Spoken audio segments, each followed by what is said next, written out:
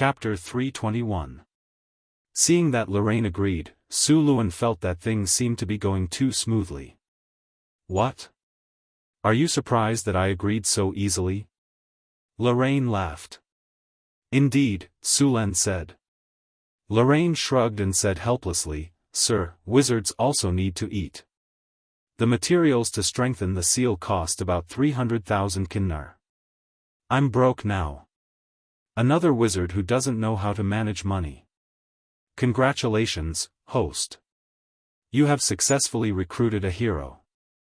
Lorraine Anders, loyalty, 78 profession, wizard alchemist rank, high-grade wizard strength, 12 agility, 10 will, 26 vitality, 17 charm, 15 characteristics, talent elemental affinity, strengthened will, spellcasting exemption, focus, calm, talent for magic, lightning reflex skills, magic trick, mage hand, illuminate, hypnosis, charm person, arcane missile, grease, shield, featherfall, web, burning hand, acid arrow, invisibility, scorching ray, protective arrow, bull's strength, cat's grace, bears endurance, chain lightning, rune craft abilities, proficient spellcasting, silent spellcasting, magic penetration, talent for magic, spell proficiency, spell enhancement, battle spellcasting weapon proficiency, sword weapon 80, staff technique 103 employment salary, 20,000 kinnar per month.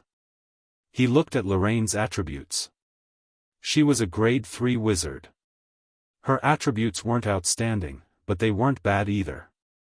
However, wizards were a rare profession, so 20,000 kinnar per month wasn't cheap. The battle is over.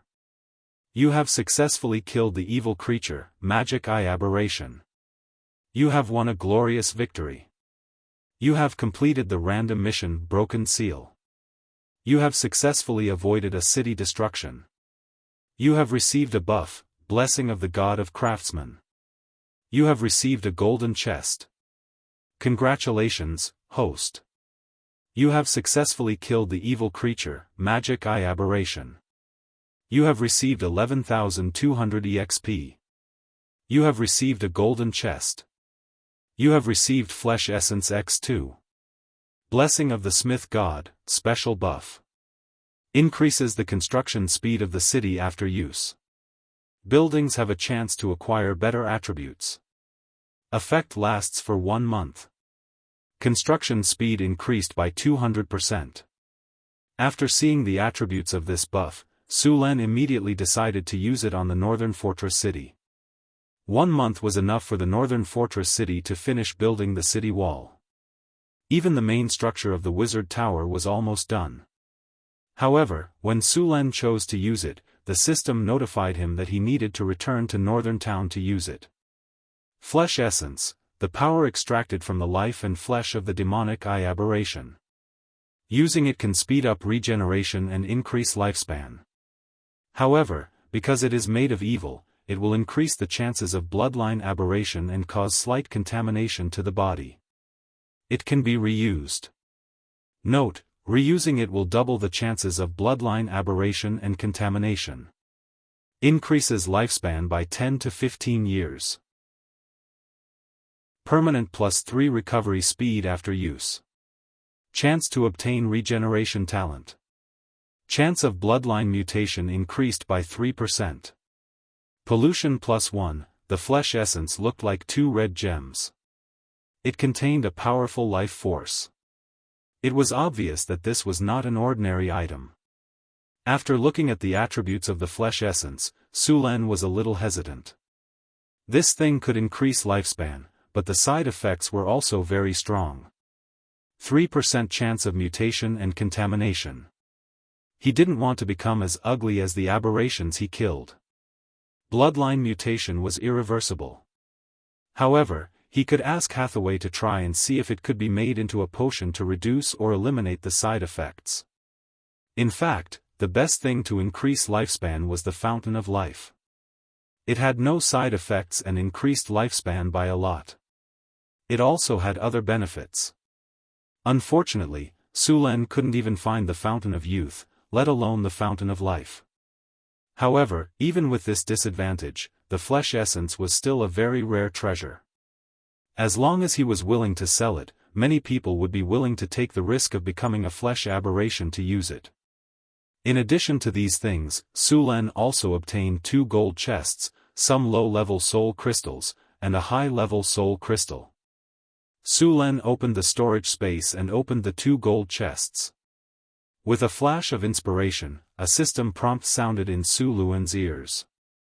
Congratulations, you have opened a gold chest. You have received 3 skill points. Congratulations, you have opened a gold chest. You have received a treasure, Moon Dew. Moon Dew, dew condensed from absorbing moonlight energy. It has a magical effect. It can purify the energy in the body and slightly increase elemental affinity. The moon dew was stored in a palm-sized crystal bottle. Through the crystal bottle, one could clearly see the silver-white liquid shining with moonlight. There was about 50 milliliters inside. After opening the chests, Su Len and Lorraine checked the surroundings. After making sure there were no more survivors, they burned all the corpses and used mud to rock to seal the cave. Only then did they walk out of the canyon. At this time, the fog in the canyon had dispersed. However, the black rocks and the ground didn't change at all. Su Len didn't change much either. He could only wait for nature to slowly adjust itself. Other than the druids, only the priests of the goddess of nature could deal with this kind of pollution. However, it would still take a lot of time and effort. Moreover, there were some places that were so polluted that even the druids and priests couldn't evolve. On the way back, Su Len didn't let the Pegasus fly. After all, Lorraine's flying spell was too slow and he didn't have any magic items that could help him fly. He couldn't keep up with the Pegasus' speed at all. Su Len didn't have a special hobby of sleeping with men. Naturally, he wouldn't bring him along.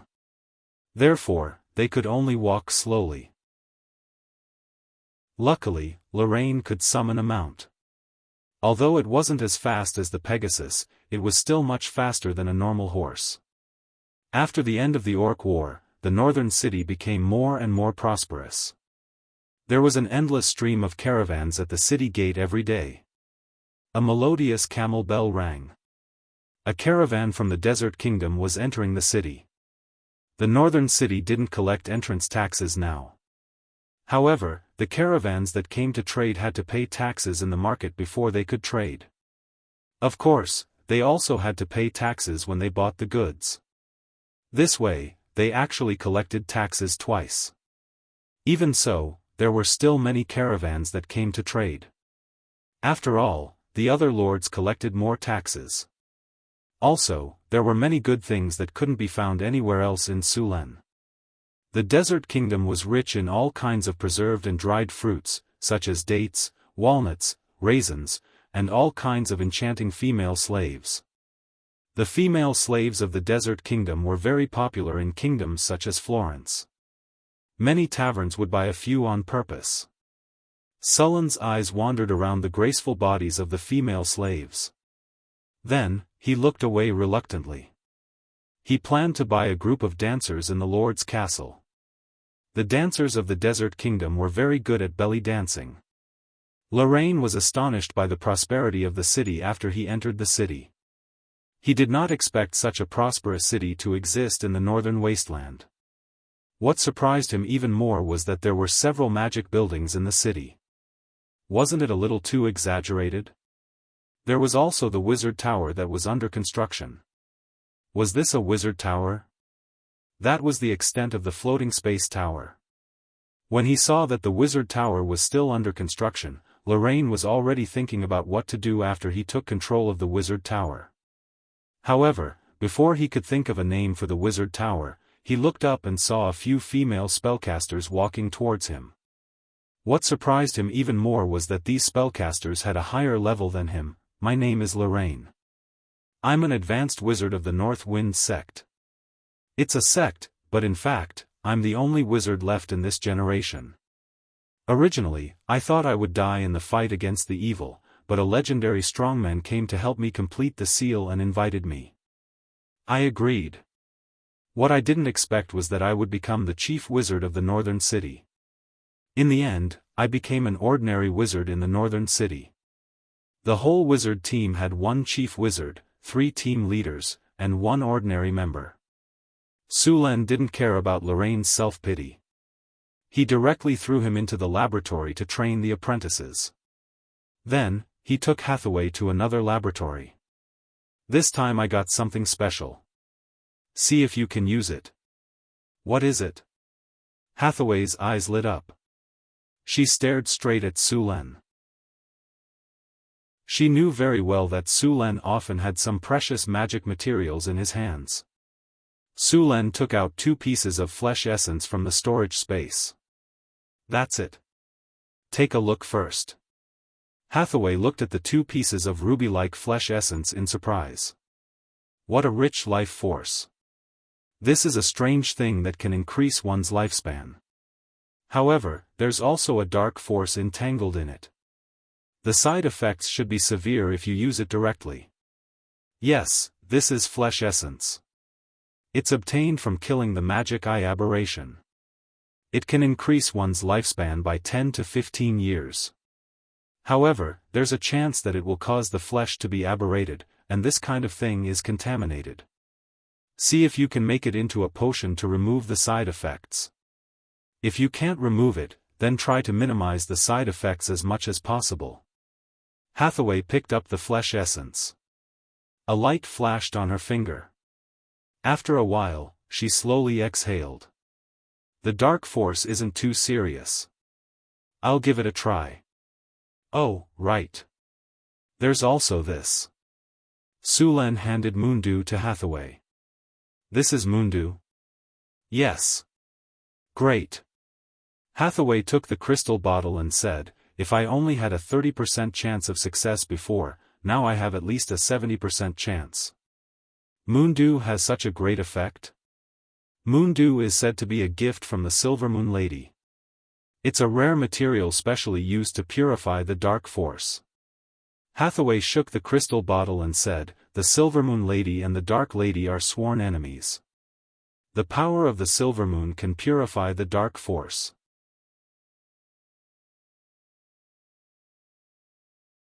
According to the original schedule, it could be completed in a month. Now it seemed that the city wall and the residential area would be completed in 10 days at most. In northern Battlefront City, the city walls and residential buildings took up almost half of the manpower. If these people were freed up, the construction of other buildings in northern Battlefront City would progress even faster. At the same time, the Arcane Garden was also under construction. The Arcane Garden was built using a lot of stones. There were all kinds of fountains, flower beds, and statues in the garden. Su Len had transferred a lot of master sculptors to work on the garden. At the same time, he also drew water from the underground veins to form the fountains. While the construction of the Arcane Garden was going on, the 3rd phase of the Northern Citadel was finally completed. Sturdy city wall. This is a sturdy city wall. It has high resistance to all kinds of attacks. Despair when faced with a city wall like this. Sturdy plus 40, defense bonus plus 38, attack range plus 35, impregnable plus 37, tall and majestic plus 36, stability plus 38, comfortable residential house. Clean and tidy houses make people happy and can provide a sense of belonging to the people. Comfort plus 21, indestructible plus 26, tidy plus 24, people's allegiance plus 25, peaceful living plus 25, population growth plus 20, security plus 23. Su Len was very satisfied with the attributes of the city wall and residential buildings. After the construction was completed, a lot of manpower was released. Su Len assigned half of them to the construction of the Wizard Tower, and the other half to the construction site of the Arcane Garden. The Arcane Garden required a lot of stones to be built.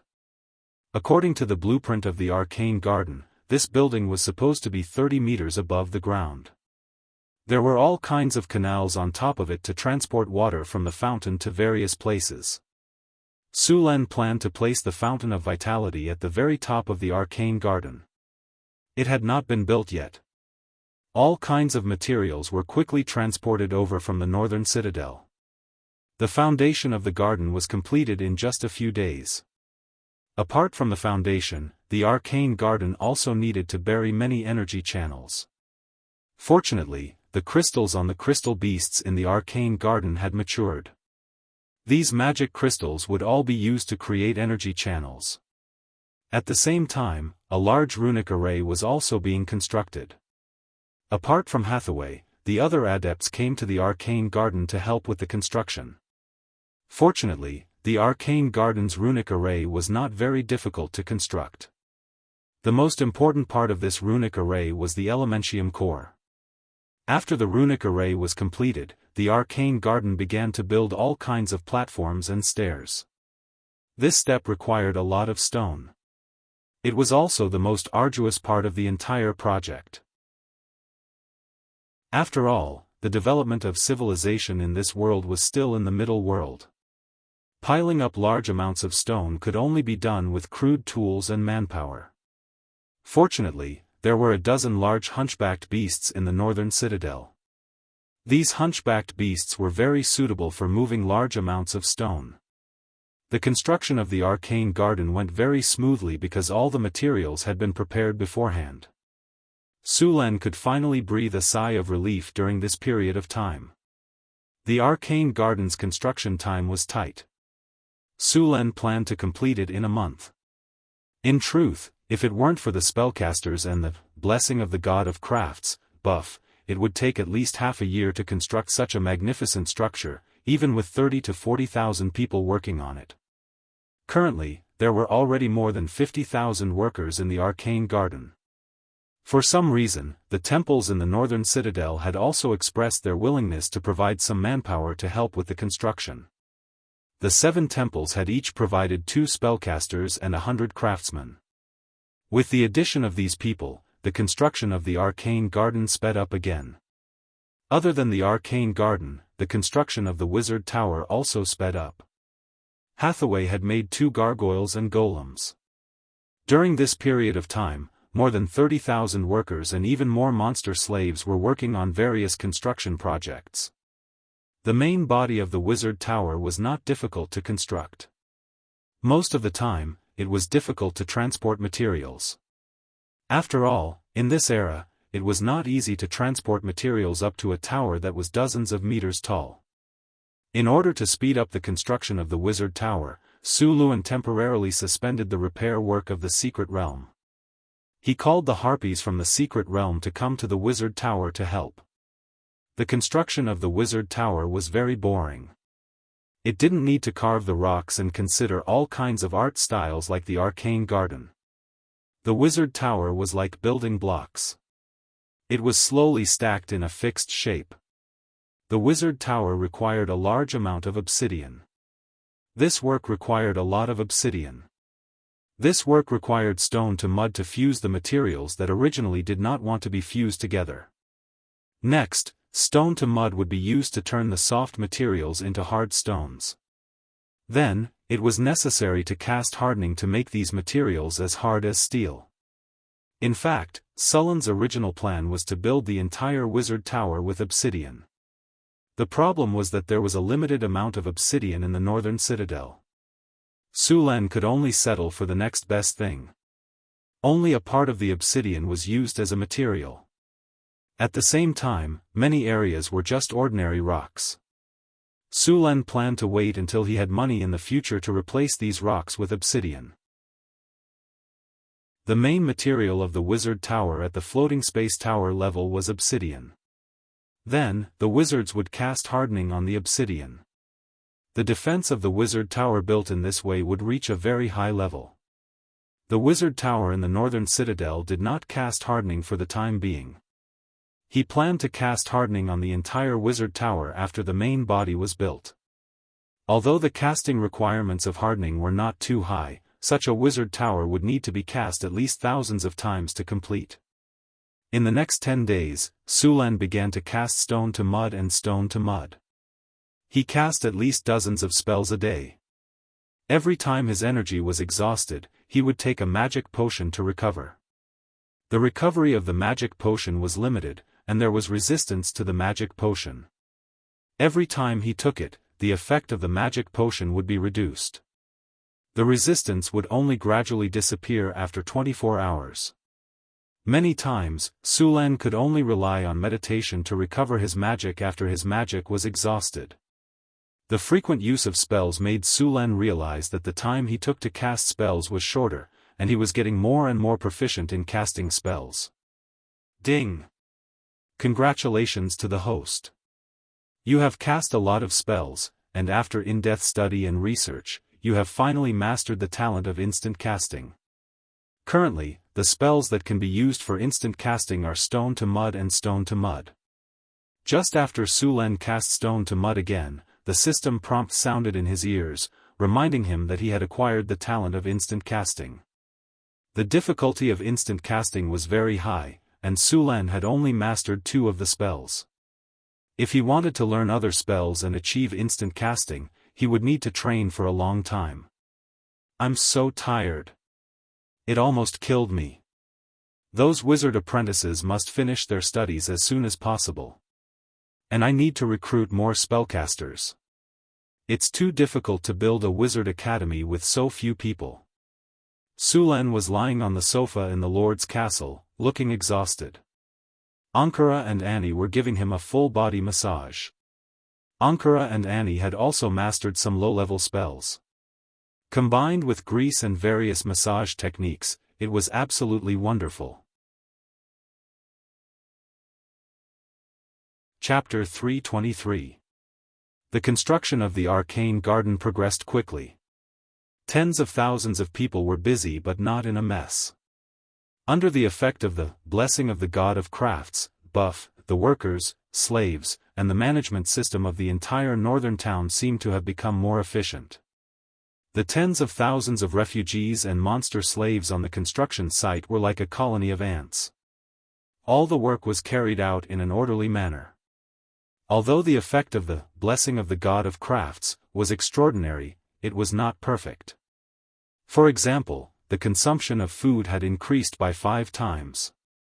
However, it was still a good deal to trade food for efficiency. The main construction of the arcane garden was almost completed. Sulan came to the platform at the top of the arcane garden. From this position, he could see the entire arcane garden. The arcane garden looked like a hexagram. In the middle of the garden was a high platform, which was lowered level by level.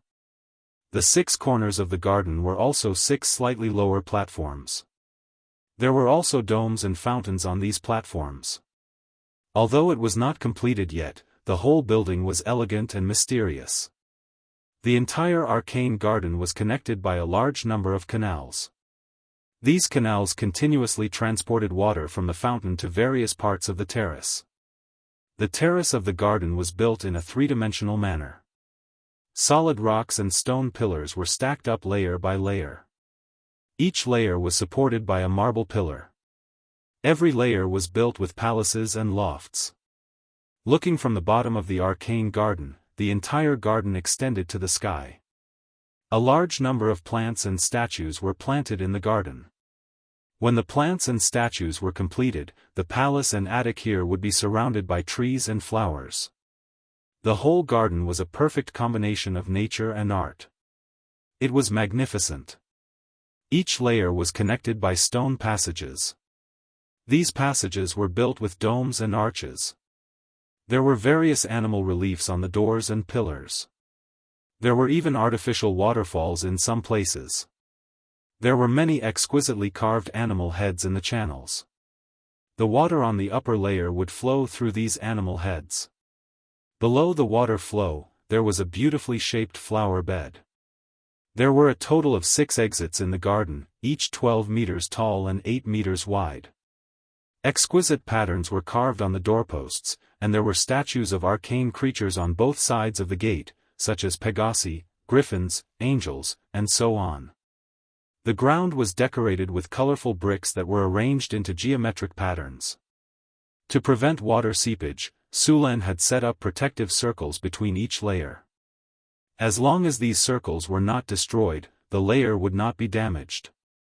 Therefore, special soil was needed to be piled on top of the layer. At the same time, some energy pipes had to be installed here. Many magic plants needed sufficient energy to grow. Su Len came to the highest platform in the center of the arcane garden. The basic construction here was almost complete. The flower beds, fountains, and domed corridors were all completed. However, the various flowers and plants were not yet planted. There were also some places where the carvings were not completed.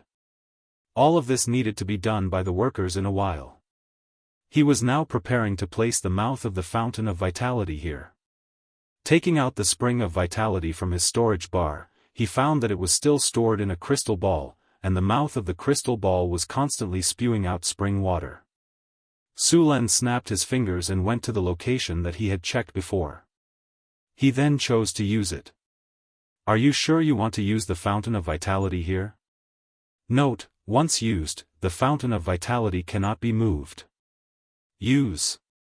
With Sullen's confirmation, a light flashed, and the crystal ball flew from Sullen's hand. In the next second, the outer shell of the crystal ball quickly melted, and the mouth of the fountain of vitality that was wrapped in it slowly floated to the ground. The moment it floated to the ground, it directly merged with the earth. Sullen's spiritual sense clearly sensed that there was a water vein that contained a strange energy extending into the earth. In the blink of an eye, it extended to an unknown place. At the same time, a trickle of water began to flow out from the mouth of the fountain of vitality. Soon, more and more spring water gushed out, and a layer of water gathered in the marble pool. Ding! Installation of the fountain of vitality successful. The fountain of vitality can produce 30 liters of fountain of vitality per day. After hearing the system's prompt, Su Len nodded with satisfaction. 30 liters of fountain of vitality sounded like a lot, but in fact, it was equivalent to less than 2 barrels of water in his previous life. However, it should be enough to make potions. Activating the protective circle of the fountain of vitality, an invisible energy barrier instantly appeared, enveloping the entire spring water and the pool, and then disappeared. After installing the fountain of vitality, Su Len began to use the underground spring to create other fountains. Unlike the fountain of vitality, the purpose of these fountains was to irrigate and beautify. Half squatting on the ground, Su Len stretched out his hand and pressed on the bottom of the marble pool. A wave of energy instantly ignited from his hand, and in the next second, a strong stream of water gushed out from the ground. The clear stream of water rushed into the sky, and then exploded into countless water droplets. For a moment, the sky was filled with mist, and a rainbow appeared above the fountain. Then, Su Len began to summon fountains in the arcane garden. In addition to the fountain of vitality, there were more than 100 fountains of various sizes in the arcane garden. Su Len spent 2 days to finally guide all the fountains out. At the same time, the construction of the arcane garden was coming to an end. The basic building was all completed, and only some carvings were not completed. These parts needed time to be carefully sculpted, and the arcane garden was also preparing to plant magical plants. Now, there was not a single magical plant in the arcane garden. Su Len came to the center of the arcane garden. This was an inconspicuous palace. In the palace, there was a runic circle, and the runic circle exuded a mysterious aura. At this time, Su Len was standing in the center of the runic circle, and there was a fist-sized gap. He took out the legendary earth elemental stone from his storage space, and a wave of energy flowed from his hand into it. The entire stone emitted an earthy yellow light, and a heavy aura like the earth spread out. Then, the stone gently flew up, and then slowly spun a few times in the air, and then quickly fell. With a soft pop, it was perfectly embedded in the runic circle. As the stone fell, the entire runic circle was instantly activated, and a surge of elemental energy gushed out from the earth. The energy of the earth veins gathered, and the entire runic circle emitted a dazzling brilliance. A huge amount of elemental energy flowed through the energy channel that had been created long ago, and the entire arcane garden lit up little by little. In just a few breaths, the entire arcane garden was lit up. Soon, the huge arcane garden was shrouded in a mysterious aura, and then the elemental energy quickly expanded, enveloping the entire city, and then disappeared. Ding! Congratulations to the host, the arcane garden has been completed. Arcane garden, sky garden. This is a beautiful garden that is exquisitely made, filled with a mysterious aura and power. With this garden, the chances of a spellcaster hero being recruited will be increased to 1% within 30 miles of the city. At the same time, all magical plants will have a +4 production rate, and all spellcasters in the same faction will have a 200% mana recovery rate within the city. Elemental land +35, Arcane Aura +35, Indestructible +37, Delicacy +35, Rapid Growth +33, Mana Pool +20, ding. Congratulations to the host. Due to the influence of the Arcane Garden, the elemental energy around the Spring of Vitality is abundant, and the production rate of the Spring of Vitality has increased by 20 liters. What a good thing. Sulen was a little surprised when he heard the system notification. With the help of the Arcane Garden, the Spring of Vitality could produce 50 liters of spring water every day. The other attributes of the Arcane Garden were also very good, especially the one that Sulen cared about the most. It could increase the chances of a newborn becoming a wizard after birth.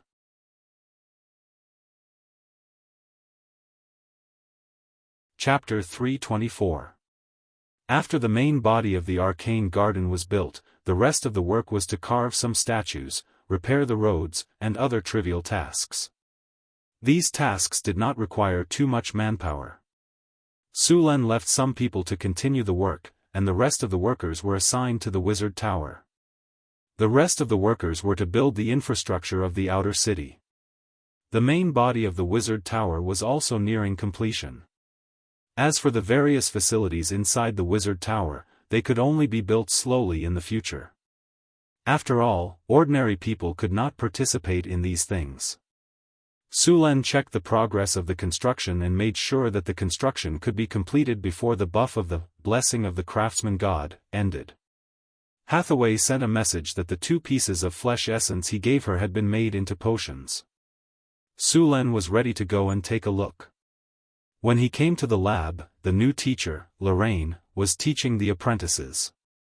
Sulen did not disturb the class and went to Hathaway's lab from the side aisle.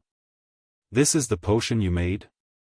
Sulen said as he held a crystal bottle. The crystal bottle was filled with red liquid.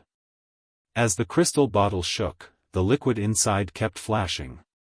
"The potion in your hand is actually a defective product," Hathaway said as she took off a pair of special glasses. "Defective product? What do you mean?" Sulen asked curiously. Hathaway moved her shoulders, and the loose wizard robe in front of her chest was pushed up. "That's the first time I made a potion. The side effects of the flesh essence were not completely removed. Look, the color of the potion is still dark red. I used identification. This potion can increase one's lifespan by 10 years, but the side effect is a certain chance of mutating into an aberration. It's just that the contamination has been removed." Sulen put down the crystal bottle. "Have you made any successful potions?"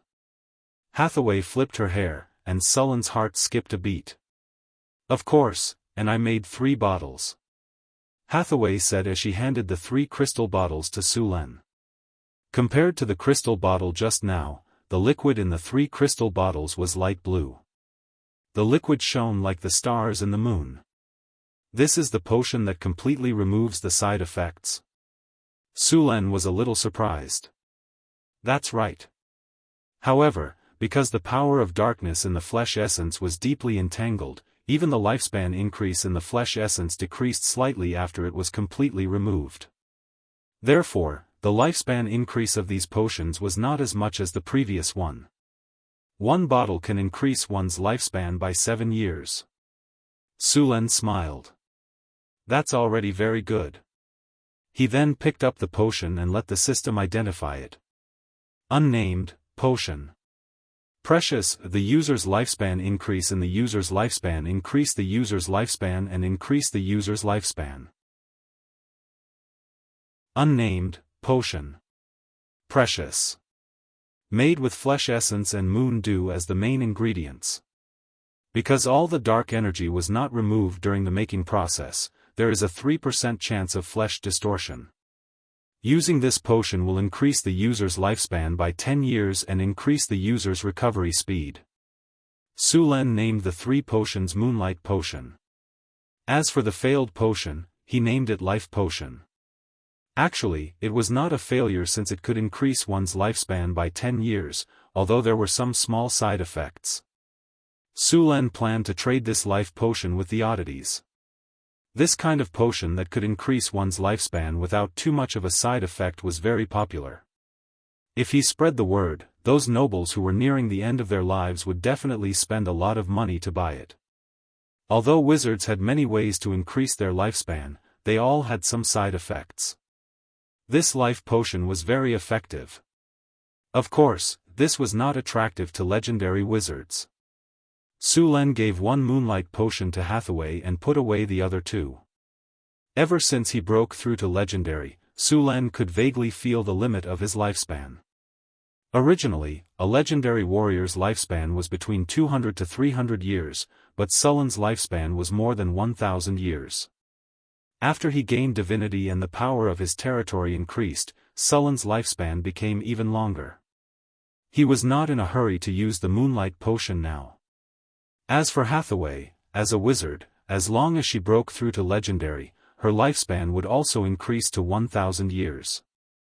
As time passed, the time for the blessing of the craftsman god to end was getting closer and closer. Finally, on the afternoon of the last day, the main building of the northern town wizard tower fell to the ground. The few spellcasters in charge of the construction also let out a long sigh of relief. Using a lot of spells every day made them very tired. Looking at the towering wizard tower in front of him, Su Luan also felt a surge of excitement in his heart. In such an era of backward technology, it was absolutely a miracle to build a building more than 100 meters high, although the interior of the wizard tower had not been built at all. Ding! Congratulations to the host, the construction of the wizard tower is complete. Ding! Congratulations to the host, the wizard tower has received the special effect of the blessing of the craftsman god. The wizard tower has received the energy reduction attribute. Energy reduction, the energy consumption of the wizard tower with this attribute is reduced by 50%.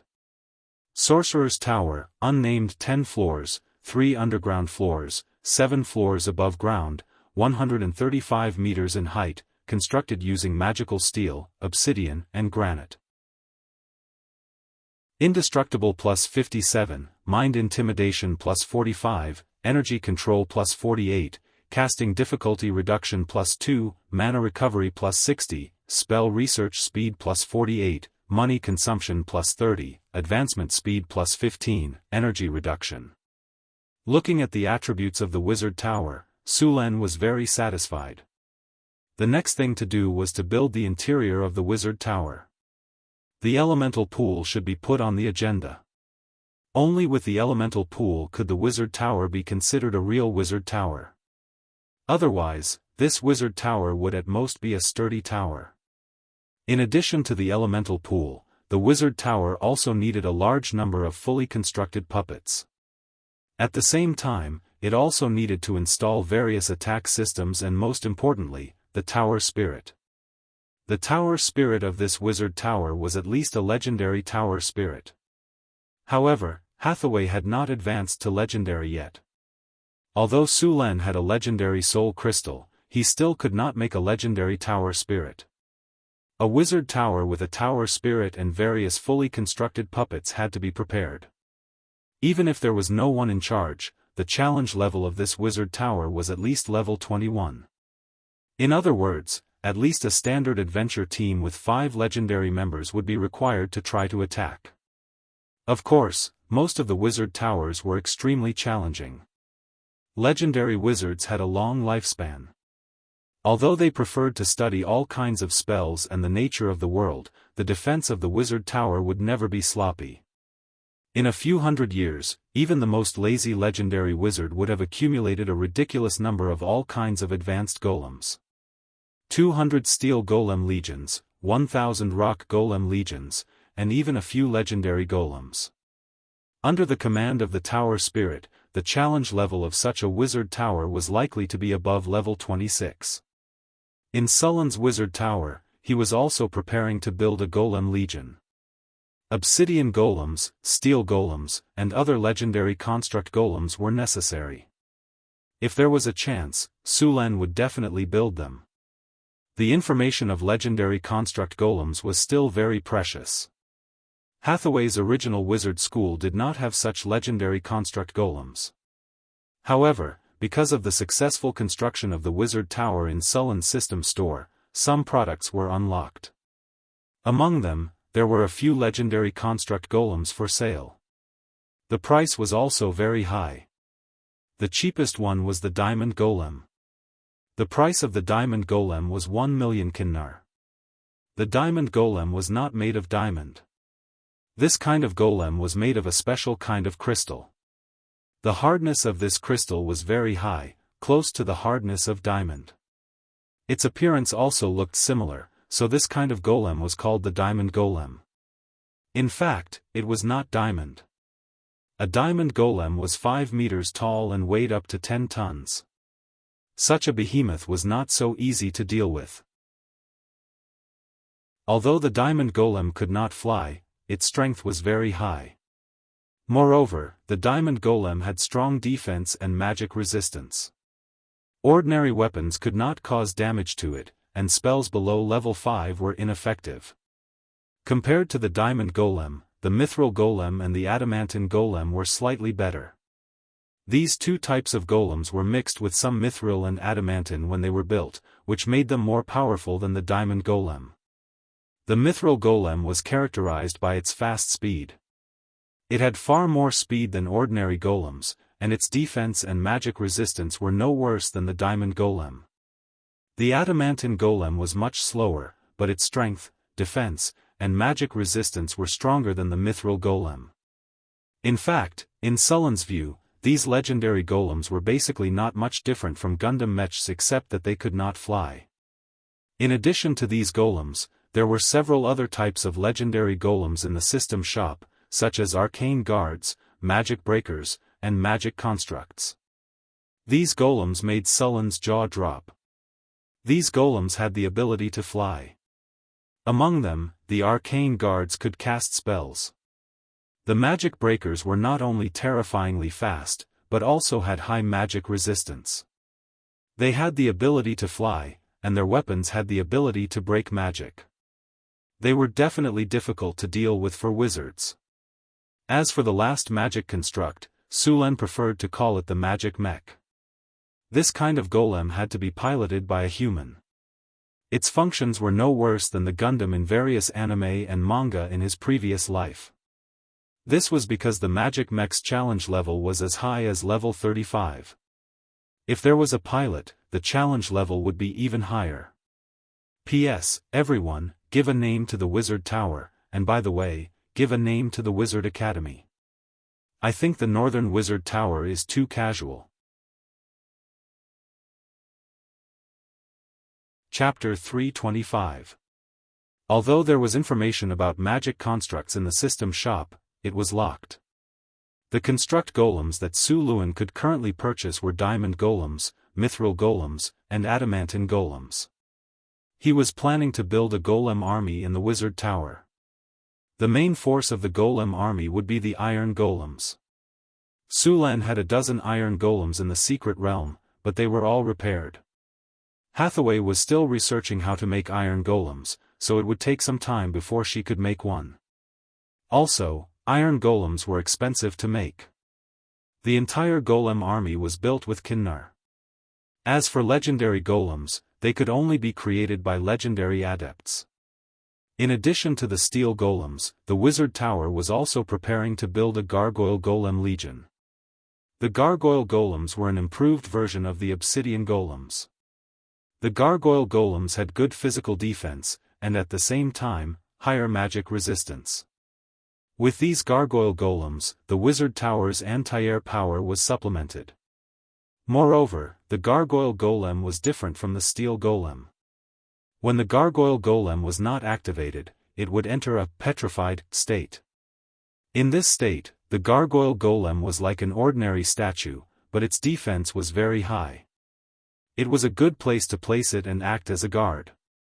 After the wizard tower was built, a large amount of manpower began to be released.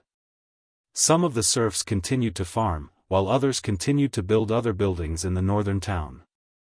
Although the third phase of the northern town had completed the city walls and some residential buildings, there were no public facilities. The next step was to build roads and public facilities, such as public toilets, public bathrooms, city streets, sewers, water pipes, and many other basic facilities.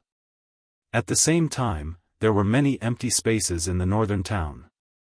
Some of these spaces would be used to build houses, while others would be used to build markets and business districts. Sulan had already planned to divide the inner town market, and part of it would be moved to the outer town. As the outer town market was gradually built, the refugees and serfs who had not yet obtained citizenship would also be moved to the outer town. The northern town was still very busy. The farmland outside the town continued to expand, and the new farmland was planted according to the previous proportion. The grassroots officials in North Town City were already very experienced in this kind of work. As long as Sulan assigned the task, the grassroots officials would complete it very well. During this period of time, the Northern Town's official training school was doing very well. With the help of the Wisdom Church's scholars, the number of officials in the Northern Town's official training school had doubled. Finally, the shortage of officials in the Northern Town's official training school had been alleviated. In fact, it wasn't just Northern Battlefront City. Sulan had also started to give some benefits to the soldiers and grassroots officials. For example, they would be given 10 pounds of flour or some meat every month.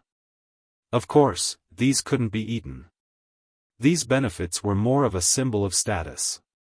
It made the serfs and refugees envious of those people from the bottom of their hearts. Then they would work hard, join the army, or serve the Lord. There was also good news. The chief gourmet of North Town City, Frodo, finally succeeded in making tofu after hundreds of experiments. Last time, Sulan wanted to make tofu, but in the end, he made soy milk. Although soy milk with some sugar tasted good, it was far worse than the variety of soy products.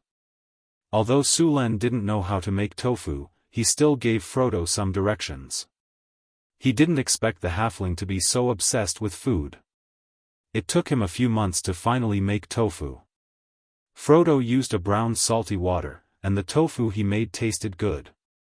Therefore, tofu was added to the list of delicacies in North Town City. Next, Sulan told him various ways to cook tofu, and Frodo began to study tofu again. Sulan was very supportive of Frodo. He was counting on the chef to replicate all the delicacies he had eaten in his previous life in this world. Sulan also had a deep grudge against the food in this world. Ordinary civilians basically ate mashed potatoes, potato cubes, and occasionally some fish. Although the nobles didn't lack meat, Sulan didn't dare to compliment their cooking methods. Roasting, boiling, and frying were basically the same. Stargazy pie from his previous life was probably a delicacy in this world. Fortunately, there were halflings, these little guys who liked to enjoy life and eat good food. Otherwise, the food in this world would be even worse. In North Town City, the planting of soybeans had also begun to expand. Soybeans were one of the few crops in North Town City that could provide oil. Sulan drew out a total of 8,000 mu of land to plant soybeans, and built ditches that extended in all directions. With enough labor, the land in North Town City was reclaimed very quickly. Now, there were almost 100,000 mu of farmland in North Town City, and the best land around the city had been reclaimed into farmland. With the 100,000 mu of land planted, the harvest could easily make North Town City self-sufficient. At the same time, there was also a large amount of surplus food to be used for brewing wine, developing the breeding industry, and supplying Mirror Lake City and Centaur City. After being self-sufficient in food, North Town City would have a firm foothold in the northern wasteland. Food, land, and population were all very precious at any time. Although gold was precious, it was far less important to Su Len. As long as he had food, land, and population, it would be easy to accumulate wealth. After the arcane garden was completed, several churches had already withdrawn their people. During this time, the temple of the goddess of wealth showed Su Len what it meant to be rich and willful. Compared to most temples that were built with granite and other rocks, such as the Temple of War, which was entirely built with granite. Who asked the Temple of War to be poor? The Temple of Wealth was built with pure white marble. The entire temple was built with marble. Even Su Len could not help but be shocked by the cost. In North Town City, other than the Arc de Triomphe, which was completely built with marble, only the Temple of Wealth was built with marble. Although other churches also used marble, they were not as crazy as the Temple of Wealth. There were thousands of churches on the continent, among which there were thousands of cities that could afford to build temples. If they were built with ordinary stone, one could imagine how much money it would cost to build so many temples. Moreover, the Temple of Wealth was not only built with marble. They also used a lot of gold to decorate the temple. Many carvings, walls, pillars, and many other places were inlaid with gold. These people were not afraid that the gold would be stolen. Su Len could not help but feel envious. If he had not washed his hands of gold for many years, he could not help but go to the Temple of Wealth to steal some things. The high-grade priest of the goddess of wealth even blinded Su Len's eyes. The priest's robe was made of high-quality silk with a lot of golden thread sewn on it. It was completely different from the style of the priests of the Temple of Wisdom. The priest of the goddess of wealth had 8 rings on his hand. Did he not feel that it was inconvenient to carry things? Chapter 326. The priest of the Lady of Wealth was wearing all kinds of accessories, including his priest robe. Although some of them were not high level, his outfit was worth at least 500,000 to 700,000 kinnar. High-grade priests were already rich, and the priests of the Lady of Wealth were even richer. Apart from a portion of the church's financial resources coming from their respective caravans, shops, and land, some of it was also donations from the believers. Many of the believers were crying and begging to donate all their wealth to the church so that they could enter the kingdom of God after death and continue to live there. Some of them were healed by priests. Although wizards also had healing spells, they were far less effective than priests. For example, broken limb regrowth and soul damage. Sometimes, not only did you have to pay a certain price, but you also had to pay a certain price before the temple would allow a priest to heal you. Even Su Len couldn't be envious of this. The wizard's regeneration potion was made according to the regeneration principle of the trolls, and the effect was good. However, the effect of the regeneration potion was much worse when it encountered strong acid and fire, but the healing spells of the priests were completely fine. Dusk. Su Len held Phyllis's white and tender hand and took a stroll in the Lord's castle. The Lord's castle had expanded a few times, and the original inner city wall had become the outer wall of the Lord's castle. Not only did Su Len live here, but even the families of the Lord's guards lived here. The construction of the Lord's castle was also ongoing. According to Su Len's blueprint, the Lord's castle needed to be a luxurious palace filled with art and all kinds of statues. However, this goal was still far away. Perhaps in a few years, this place would become a luxurious palace complex. In fact, Su Len planned to build a Chinese garden outside the city when his territory was more developed. He liked that kind of garden-style residence. As the princess of the Kingdom of Florence, Phyllis had seen many beautiful manors. Su Len saw that she was bored here, so he found something for her to do. It was to design a luxurious palace complex for the Lord's castle. Phyllis was very happy to accept the palace design, so she agreed without hesitation. This was the happiest period of Phyllis's life. As for Sullen's many women, she was already prepared before she came to the northern town. As a princess, she had seen the debauchery of the upper nobles. Compared to those, Sullen's was already considered good. Besides, Sulen was a legendary figure with a huge territory. It was expected that he had many partners. She did not have to maintain the palace etiquette all the time, nor did she have a strict nanny to remind her.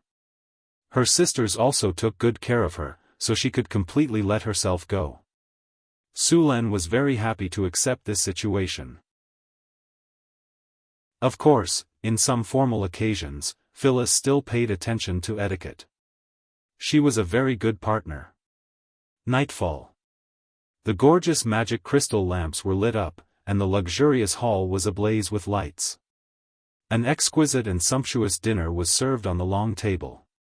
Under the bright lights, Chris, Hathaway, Alex, Phyllis and the two half-elf maids were all sitting quietly at the long table. The charming faces of the several beauties were tender and alluring. Chris was seductive, Hathaway was intellectual, Alex was wild and hot, Phyllis was elegant, and the half-elf maids were youthful and energetic. Su Luan couldn't stop himself from looking at all these beauties. Although they were all wearing silk dresses, their styles were different.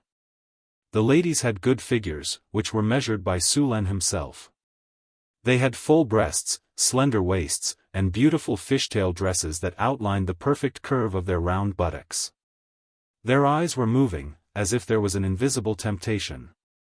A fresh roast suckling pig was served on the table. The rich aroma was mouth-watering. It was all prepared by Frodo himself. At the surrounding tables, many generals and officials of the northern city were sitting upright. There were also representatives of the temples and churches. In addition, there were also some merchants who had deep ties with the northern city.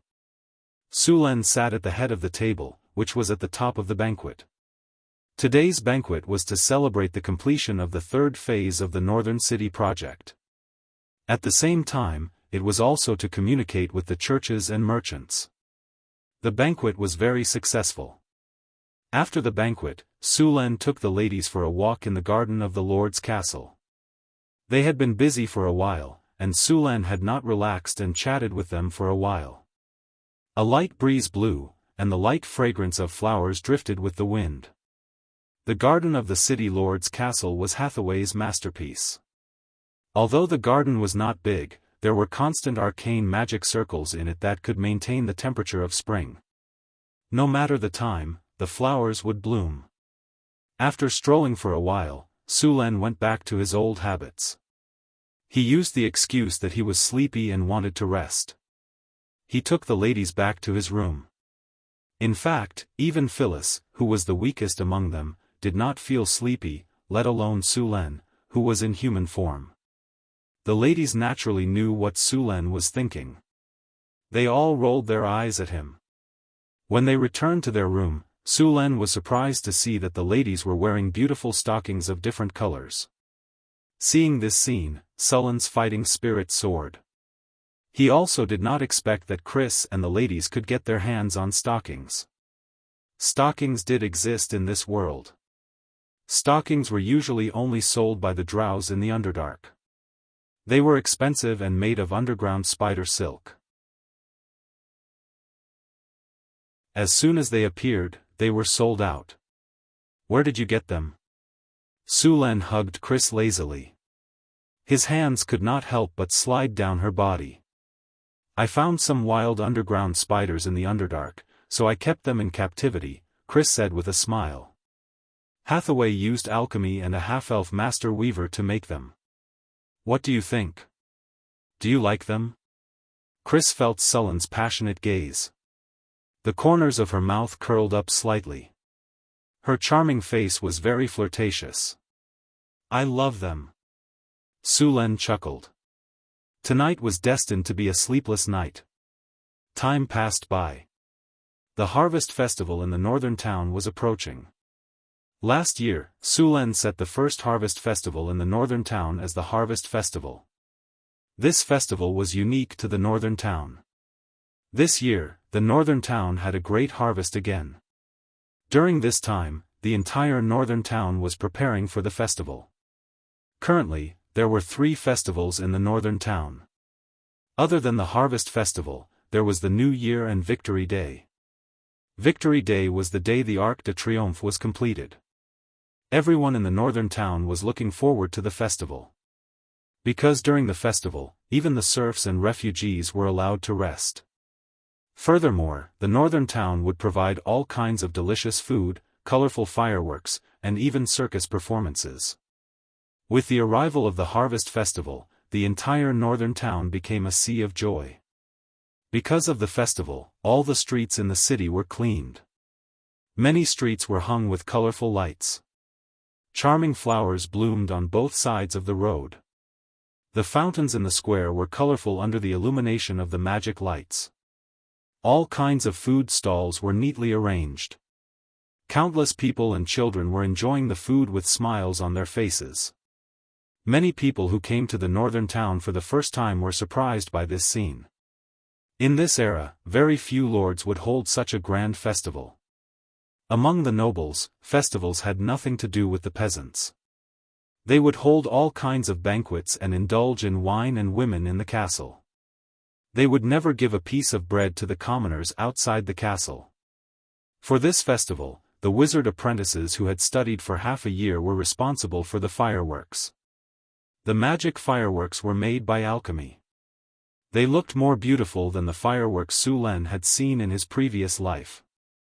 In addition to the magic fireworks, these wizard apprentices had also learned some Circle Zero spells and magic tricks. They could also release some magic fireworks. These apprentices also performed at the request of Sulen. The churches also participated in the Harvest Festival. For the churches, such a grand festival was a good opportunity for them to gather faith. Naturally, these churches would not let go of this opportunity. The churches prepared a lot of food and specially hired a circus to perform. When night fell, a large number of people gathered in the squares of the city. Everyone looked up at the sky curiously. Accompanied by a sharp noise, a purple ball of light flew up high. Then, with a loud bang, a bright firework appeared in the sky. As this firework bloomed, more and more fireworks also bloomed in the sky. The commoners had never seen such a beautiful scene. They were all shocked and could not close their mouths. When the fireworks ended, Sulen appeared on the high platform and waved to everyone. Warm cheers sounded. The cheers were like a tsunami. At this moment, if Sulen opened the system panel, the value of the people's sentiment at the bottom of the city would be increased to the maximum. People's sentiment changed very quickly. However, the sentiment of the people in the northern town was always around 85. After Sulen appeared on the high platform, he began to distribute a large amount of free food.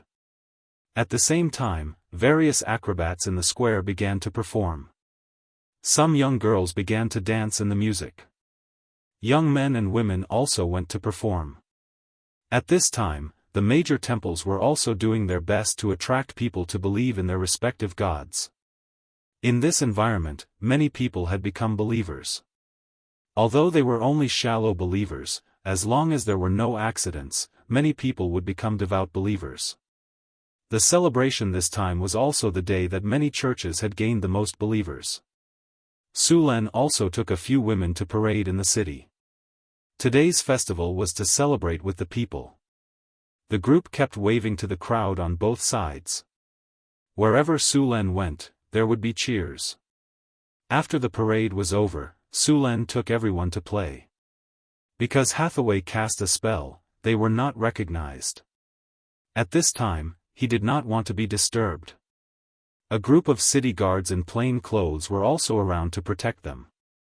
On this day, the whole city was in a sea of joy. Chapter 327.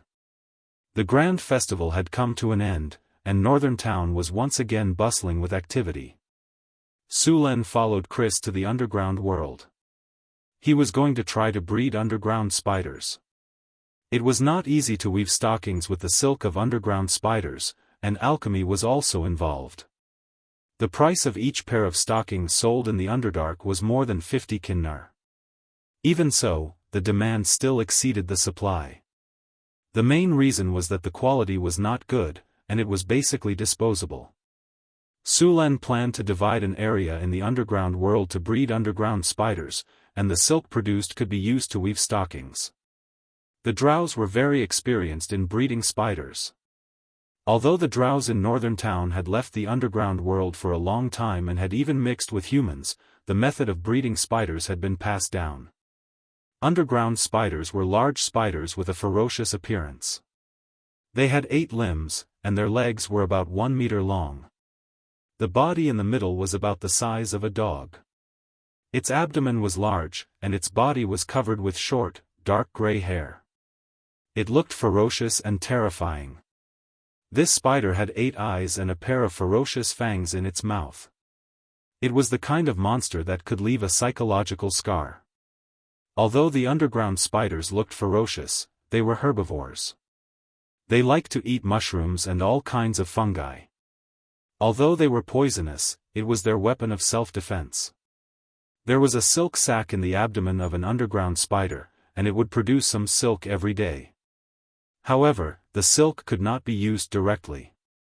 It was too sticky, and it had to be processed.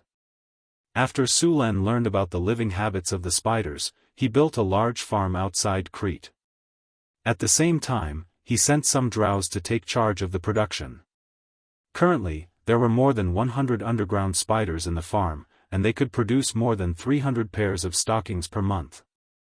In fact, the raw materials for the stockings were easy to find, but the production was difficult. Hathaway could not spend a lot of time and energy processing the silk with alchemy. Fortunately, the alchemy part wasn't a very difficult spell. It was mainly to eliminate the stickiness of the spider silk. It took 2 days to create a runic array, and as long as the runic array was activated, the spider silk would be dealt with. This kind of work could be done by the wizard apprentices. As for the silk stockings, it was left to the half-elf weavers. Although the weaving bureau in Northern Town wasn't very famous, it could still produce silk, fine linen, cotton, and so on. However, due to the lack of manpower, the production was not very high. Currently, only a few half-elf master weavers could do fine work like knitting stockings. Su Len could only let them try to train some weaver apprentices. Just as Su Len was about to build the interior of the Adept Tower with Hathaway and the others, a guard hurried over. "Sir, the security team found some corpses in the city. Have you caught the murderer yet?" Su Len said without raising his head. In a city with more than 100,000 people, it was not a big deal to have 1 or 2 murders occasionally. Although the laws in Northern Town City were strict, there were still people who didn't believe in evil and wanted to try. "I'm sorry, sir.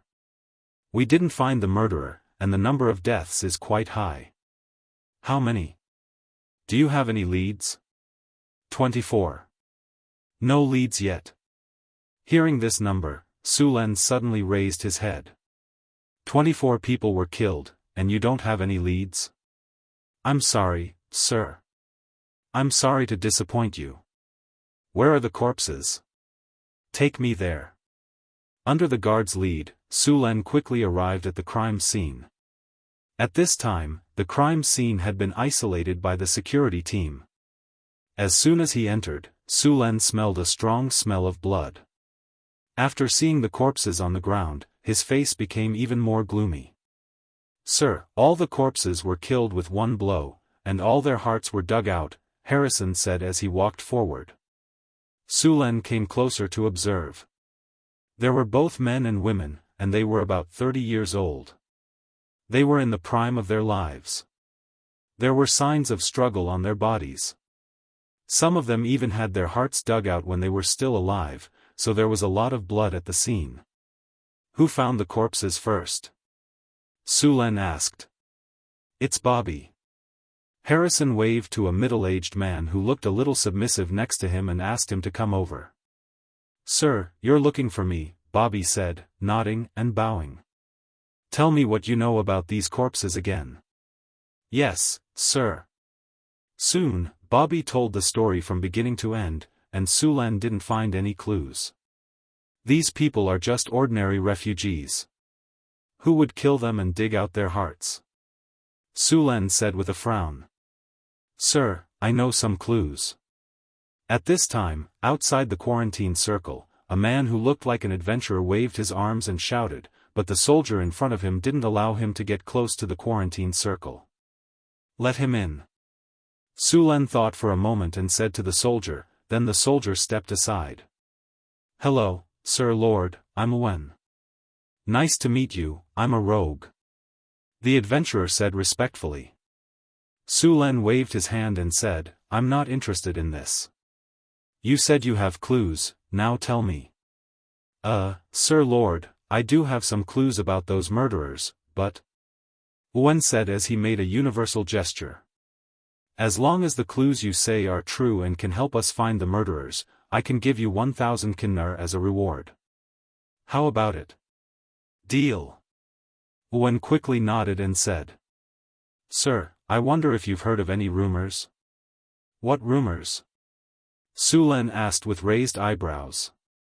Wen looked around cautiously and said in a low voice, "The Heartless." Sulan was a little confused. He had never heard of this name. Seeing Sulan's expression, Wen continued, "Sir, it's not surprising that you don't know. The Heartless are actually an evil god's church. They used to be active on the southern coast, but later on, they did something that caused a large number of civilian casualties and were hunted down by the forces on the southern coast. They often dig out the hearts of living people and use them as sacrifices to the evil god. Therefore, they are also called the Heartless." According to Wen's explanation, Sulan finally figured out what kind of people the so-called Heartless were. These people believed in an evil god, and this evil god's favorite sacrifice was hearts. Therefore, after these people defeated their enemies, they would dig out their hearts or use a massacre as a sacrifice to the evil god they believed in. In the end, they would dig out their hearts and use them as sacrifices. There were many types of gods in this world. Even among the orthodox gods, there were many types. There were good, evil, neutral, lawful, chaotic, and other combinations. Apart from these gods, there were also evil gods that were not recognized. These evil gods had a part of the god's power and liked blood sacrifices. The orthodox gods had divinity, divine titles, and divine power, while the evil gods only had a part of it. Although the evil gods would respond to their believers and give them power, they would eventually devour the power and believers. Even if the person who used the evil god's power was not killed by others in the end, the evil god would snatch their soul. "Are you saying that the heartless evil god's believers have come to North Town?" Sulan said. "That seems to be the case." Wen nodded and said, "I suggest you seek the help of the temple. Those heartless are not weak. You are a rogue, so you should be proficient in tracking. You are also quite strong. Help me find the traces of those evil gods' believers," Sulan said as he looked at the rogue in front of him. Suluan looked at the rogue in front of him and said. This rogue was a level 3 transcendent professional and was familiar with the heartless style of doing things, so it was very suitable for him to search for the heartless. As for seeking help from the church, Su Luan did not consider it for the time being. The church was indeed very willing to help Su Len deal with these evil gods' churches, but this way, the church would have the opportunity to intervene in the matters of North Town, which Su Len could not accept. Okay, but tracking also requires payment. Moreover, this mission is very dangerous. I want 2,000 kinnar. Wen hesitated for a moment before nodding and agreeing. Okay. Su Len nodded in agreement. After Su Len paid 1,000 kinnar as a commission, Wen began his official work. As a rogue proficient in tracking, Wen was still very reliable. It did not take long for him to find some clues and start following the clues left behind. Su Len followed behind with a barbarian guard. Following the traces left behind, everyone quickly arrived outside the city. After arriving outside the city, the traces became more obvious. It was obvious that these people no longer hid their tracks after leaving the city. After a while, Su Len suddenly discovered that they had come to a cemetery. This was the place where Northtown City buried the dead. There were also cemeteries in Northtown City, but only soldiers who died in battle or citizens who paid a large sum of money could be buried in those cemeteries. Ordinary refugees, serfs, and monster slaves were buried outside the city. Although Northtown City had been established for less than 2 years, many people were buried in this cemetery. Because it was a cemetery, it was indeed hidden and deserted. The rogue walking at the front suddenly stopped and quickly walked to a cemetery. He said in a deep voice, "Look at these graves. The tombstones have been here for a long time, but the soil underground has been turned over recently." Hearing his voice, everyone stepped forward. Indeed, there was something wrong with the soil here. It should have happened in the past 2 days. Wen squatted down, picked up some soil with his hand, and asked. Then, he pushed away the weeds in front of the tombstone. There were obvious traces of movement under the tombstone. Someone opened this grave 3 days ago at most. Chapter 328. Someone had moved the grave. In this world, people respected the dead. Normally, they should not be disturbed after they were buried. This kind of behavior was prohibited by the laws of every country. This was also one of the reasons why people on the continent were against necromancers. There are necromancers around. It seems that necromancers are here. Su Len sensed a very weak necromancy aura. "Sir, should we open it?" Wen asked hesitantly. Su Len nodded. "Open it." Necromancers had appeared in this cemetery. This was not good news. The few of them were very fast. It did not take long for them to dig up one of the graves that had been turned over. When they opened the coffin, it was empty. Necromancers. This disgusting aura is definitely necromancers. I still remember their aura. Wen said with a gloomy face. Sullen's face was also a little ugly. He decided to give these people the harshest punishment for daring to cause trouble in his territory. He did not want a large number of necromancers to appear in his territory. Necromancy detection. A light flashed. There were no necromancers around, but the necromancy aura pointed him in the right direction. That direction. The group set off in that direction. They passed through the cemetery and soon arrived at a forest. Wen continued to follow. Soon, they found a very hidden cave. There were lush vines on both sides of the cave. If one did not look carefully, they would not be able to find the hidden cave at all. "Don't come close." A barbarian warrior wanted to approach the cave, but he was stopped by Su Len. There are hidden sentries outside. With the help of the strategic map, Su Len easily found 2 hidden sentries hidden in a tree and under the vines. The 2 red dots on the map were glowing purple. Su Len pulled Wen and pointed at the vines, then at Wen. He left the one on the tree to Wen. The 2 of them each took care of one of the hidden sentries. This was Wen's old profession. He couldn't compare to the barbarians in frontal combat, but he was better than all the barbarians combined. Unless the barbarians understood the ultimate meaning of the Assassin's Creed and killed all the witnesses, he wouldn't be discovered. After casting an invisibility spell on himself, Sullen's figure disappeared in an instant. Soon, there was a slight sound, and then there was no more movement. At the same time, Wen arrived at the target location. Throat cut. Backstab. Kidney shot. 3 consecutive strikes were unleashed in an instant, and the sentry was killed before he could even make a sound. After clearing out the hidden sentries, Su Len led everyone into the cave. To his surprise, the cave was unexpectedly large. Su Len touched the rock wall and found traces of magic on it. The cave was not naturally formed. It should have been expanded by magic on the basis of the original cave. The air in the cave was not turbid.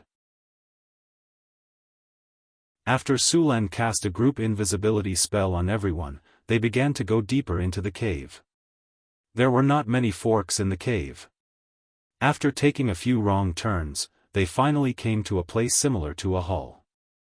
The hall was not small, about 500 square meters. The most eye-catching thing was a building similar to an altar in the middle. There was a blood pool in the center of the altar, and there were several smaller blood pools around it. There were more than a dozen bright red hearts on the altar. At this time, the blood pools were full of blood, and the whole hall was filled with a strong smell of blood. Blood sacrifice. Seeing this scene, Su Luan immediately thought of blood sacrifice. Blood sacrifice became popular after the Witch King era. At that time, many gods accepted blood sacrifice. Through blood sacrifice, they could quickly increase their divine power. Many gods would ask their followers to perform blood sacrifice. Among them, the desert gods liked blood sacrifice. The desert gods might need thousands of slaves for a blood sacrifice. When they held a grand sacrificial ceremony, there might even be tens of thousands of sacrifices. However, later on, many gods found that although blood sacrifice could quickly increase their divine power, the side effects were very big. The resentment of the dead was also absorbed. This resentment was very difficult to remove. Once it accumulated too much, it would have a serious impact on the gods. Just like the desert gods, although they prospered for a while, they soon declined and finally disappeared completely. Later on, the gods gradually rejected blood sacrifice. Only some evil gods and demons liked blood sacrifice. Of course, some primitive tribes also liked to use blood sacrifice when worshipping ancestral spirits. Now, even many gods of the evil alignment had stopped this primitive way of sacrifice. Of course, the Queen of Spiders, Lolth, still occasionally performed blood sacrifice. Just like the drows who believed in the Queen of Spiders, these drows liked to fight among themselves. A city would be divided into 8 families, and then these families would fight among themselves. Until now, there was no drow kingdom in the Underdark. Even when they attacked the surface elves, they were spontaneously organized city by city. There was no hope of winning, but they still enjoyed it. On the altar, a priest who looked a little old had a cruel smile on his face. He held a dagger with a blood groove and came to the front of a captive. The captive seemed to be under the control of a spell because he didn't react at all. With a cold light, the captive's chest was directly cut open by the sharp dagger. Blood gushed out crazily and flowed along the rocks on the altar. The crowd below became very crazy. When the blood seeped into the surface of the altar, some kind of evil and strange power also appeared. The faces of the believers under the altar showed frenzied and intoxicated expressions. The leader of the priests raised his dagger and dug out a fist-sized heart that was still beating. The hot heart was carefully placed next to the altar. The priest did not stop, and then went to the second sacrifice. Blood sacrifice was a form that was difficult to satisfy the evil gods. If they could not provide a strong sacrifice, then they had to rely on numbers to please the evil gods. Often, a bloody sacrifice would last for a long time. Only when the evil gods were satisfied would they give power to the believers. If they were not satisfied, they would anger the evil gods. At that time, they would take the lives of the believers to make up for the sacrifice. Su Len looked in front of him. In his eyes, he could clearly see the rich blood-red light above the altar. Evil God. The evil god of chaos. Although Su Len could not be sure of the strength of this evil god, he was sure that it was the most chaotic and evil thing. I can't wait any longer. No matter if it was a demigod or a false god, they were all very dangerous to Su Len. However, that evil god was not here now. The prime material plane was not that easy to enter, and he could not let these people finish the sacrifice before making a move. After all, after the sacrifice, their strength would increase greatly, and that would be even more troublesome. All troops, raise your spirits. Group haste. Group enchantment weapon. Boost morale, advanced. Curse reduces enemy's defense. Rays of light shone from Sullen's body, and then the barbarian guards were all covered. The barbarian guard's strength increased by a level. Their fighting spirit soared, and they rushed forward like a whirlwind. Charge! Whirlwind slash! Dozens of barbarian guards charged at the same time, erupting with an aura like a landslide. The exaggeratedly shaped axes in their hands instantly swept up a storm of attacks. The outermost followers did not even have time to react, and were directly beheaded on the spot. The moment Su Len used his spell, the leader of the priests had already sensed it. However, he never thought that Su Len would move so quickly, and that the barbarians would be so reckless, not giving them any time to react. Damn it, activate the warriors of darkness. A few spellcasters in long robes immediately used their spells. In a breath's time, a dozen figures covered in the aura of death rushed out from the corner of the hall. These figures were not slow, and they directly met the barbarians who were charging forward. However, in the face of the barbarians who had activated their berserk mode, these warriors of darkness were still forced to retreat despite their strength. Su Len followed the barbarians, and with a sweep of his purple dragon halberd, he directly beheaded an evil god follower that rushed forward, and then began his slaughter. Although Bladestorm was a sword saint's specialty, other melee classes could imitate it as well. For example, rangers could dual-wield their weapons and cast advanced haste. They could also perform a similar attack with perfect dual wield. However, the damage was far less than a sword saint's. Another example was the Berserk Barbarian. They had about 50% of the power of Bladestorm, but it was not too difficult for Su Len. With his blitz talent, greater haste, and his proficiency in spears, as well as his powerful stamina, Su Len could easily achieve this state. Sullen's body was wrapped in lightning, and in the next second, he appeared in front of a priest. That priest did not even have time to cast a spell before he was killed by Su Len. The purple dragon halberd swept back and forth, quickly clearing out the surrounding warriors, and then directly pouncing on another priest wearing a mask. These priests had a strong negative aura, as well as some strange chaotic energy, which made Su Len very vigilant. They were the biggest threat to the barbarian guards. Corpses fell one after another like grass being cut down, and the evil god followers who had already reacted began to frantically counterattack. War roar! Roar! A deafening roar suddenly exploded. The space in the underground hall was limited, and in this environment, the power of war roar was even greater. Everyone felt their minds go blank for a moment. The barbarians were fine, as their constitution was high enough, and they quickly recovered, but the evil god followers were not so lucky. Half of them were killed by the roar just now.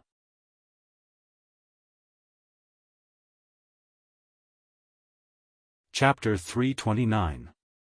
Lightning Spear. Dazzling lightning appeared in Sullen's hand, and a spear completely condensed from lightning instantly flew out. Boom! The lightning exploded, and the priest on the altar who was still a little dizzy was instantly hit. This high-grade priest was electrocuted into a pile of charcoal before he could cast a spell. After killing a few high-grade priests, the outcome of the battle was basically determined. The remaining evil god followers could not make any waves at all. A few of them saw that the situation was hopeless and wanted to drag a few people down with them. Unfortunately, the difference in strength was too big, and they were directly cut into pieces by the giant axe on the spot. The battle ended quickly. Johnson, go check if anyone is still alive. Kill all of them. Don't take these evil god followers as prisoners. By the way, don't touch anything that looks strange. Record it down and someone will deal with it. After the battle, Su Lan ordered people to start cleaning up the battlefield. As for getting information from these fanatics, Su Lan did not have this idea at all. These people had been brainwashed, and it was not easy to pry open their mouths. At least, Su Lan could not do it for the time being. Some of the things in the evil god's church were very strange. Many of them carried the power of the evil god. These things slowly seduced you. Whispers in your dreams were common, so the best way to deal with these things was to destroy them together. Wen stared at Su Lan, dumbfounded. 2 Tier 4 priests, more than a dozen Tier 3 warriors, and dozens of Tier 1 and Tier 2 evil god followers. Such a powerful stronghold of the evil god's church was wiped out so easily. Was this still the evil god's church that stirred up trouble in the Southern Sea? Although many rumors and poems of bards proclaimed the strength of Northtown City, one heard more of it as a story. Who the hell would have thought that exaggeration in poems was not basic? Wen, go untie these people. Su Lan saw that the rogue was still in a daze and directly called him over. Your Excellency, are you calling me? Wen, who came back to his senses, looked at Su Lan with eyes full of awe. Is there anyone else called Wen? Go untie these people and ask them where they are from and how they were captured. Rogues were very good at this kind of interrogation, so it was very suitable for him to do this kind of thing. As for those straightforward barbarians, forget it. Okay. Wen went forward to rescue the humans who had been used as sacrifices. Just as Su Lan and the others were cleaning up the battlefield, an evil force was gathering near the altar. In the hall, blood was flowing slowly like a stream. It was not only the blood of the sacrifices, but also the blood of the followers of the evil god that had been killed by Su Lan and the others. The thick blood in the blood pool gradually condensed into a 3-meter-high blood cocoon. Such a big movement soon attracted Su Luan's attention. In the blood pool, something like a sludge monster was constantly wriggling, and a vague human silhouette could be seen in the huge egg in the middle. What is this? Su Lan looked at the monster in front of him. There were too many types of monsters in this world, and many of them were not even recorded in the wizard's records. Thunderstorm.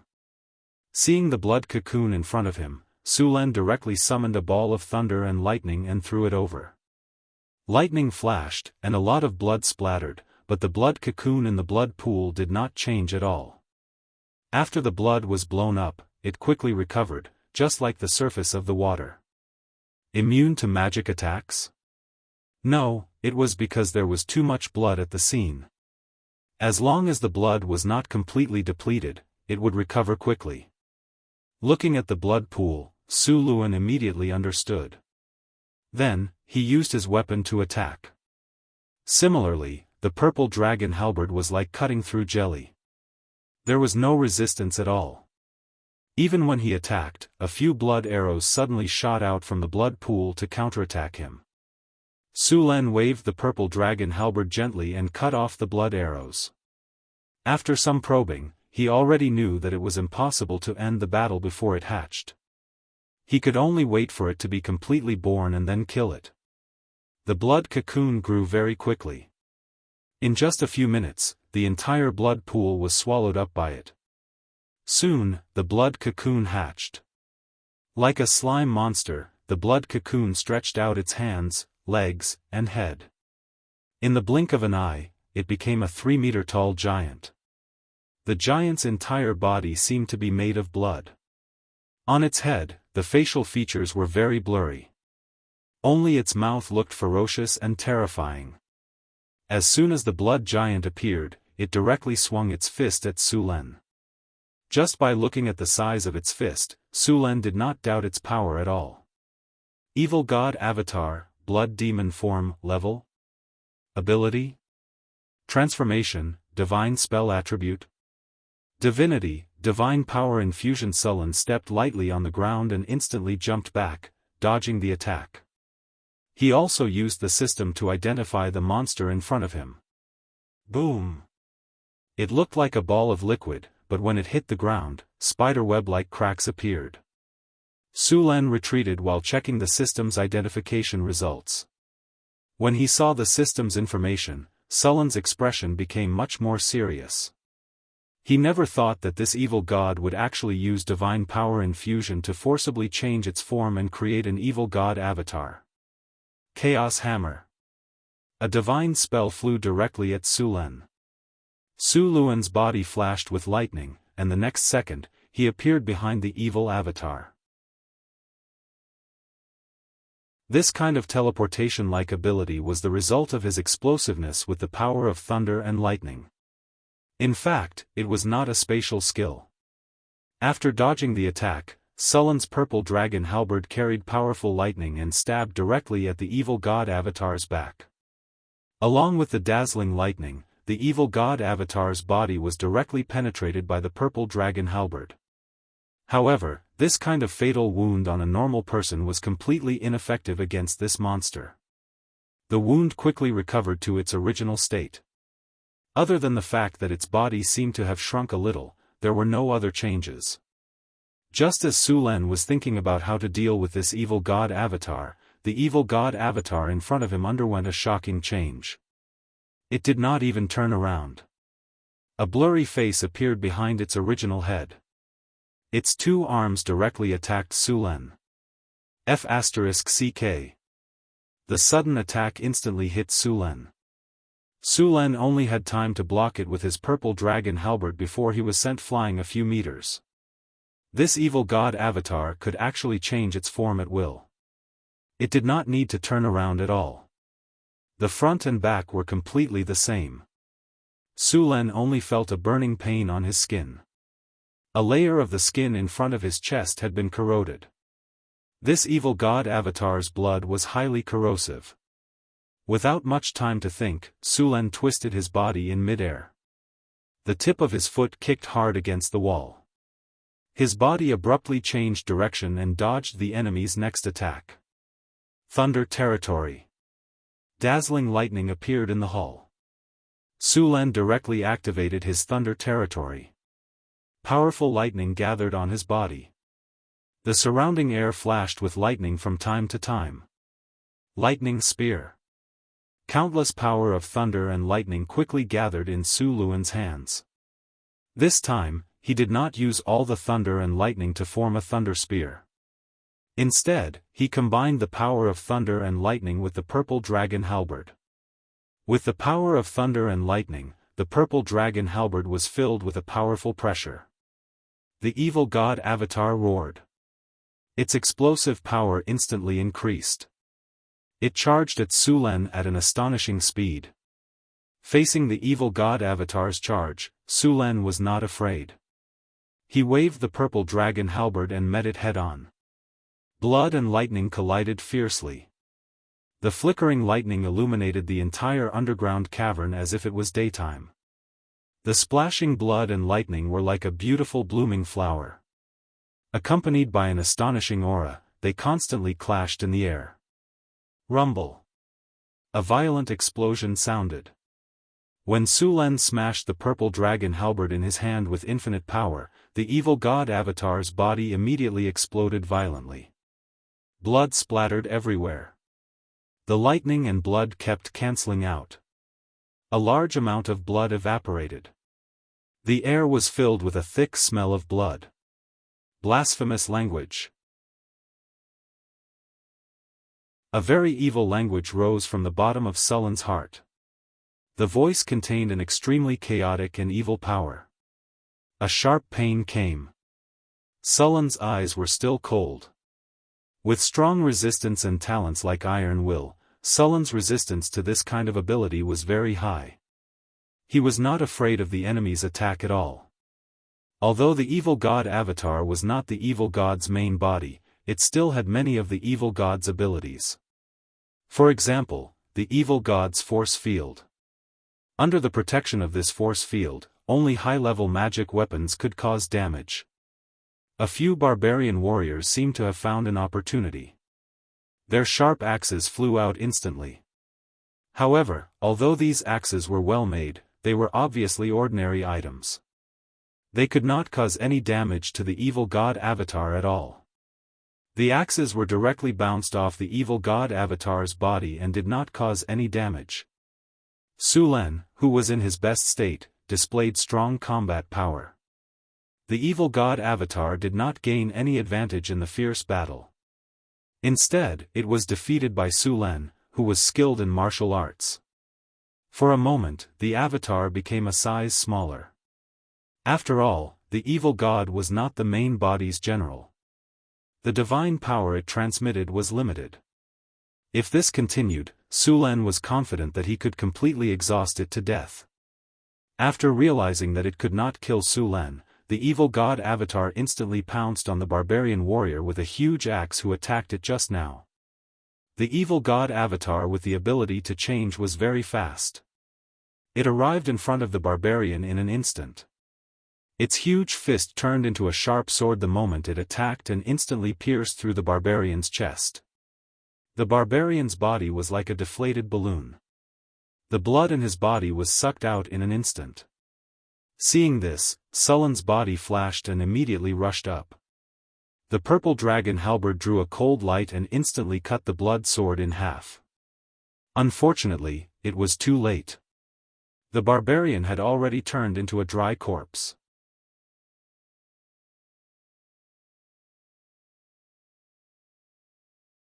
Chapter 330. Damn it! The lightning in Su Len's eyes intensified when he saw the mummified corpse. The evil god's clone didn't bother with Su Len at all. After Su Len arrived, the evil god's clone rushed toward the nearest barbarian warrior. It was obvious that the evil god's clone wanted to use the barbarian's blood to replenish his energy.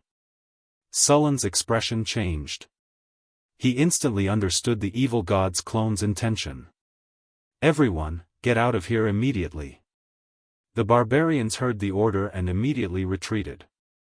Su Len's body flashed with lightning, and he appeared in front of the evil god's clone in the next second. He didn't dodge at all and directly crashed into the evil god's clone.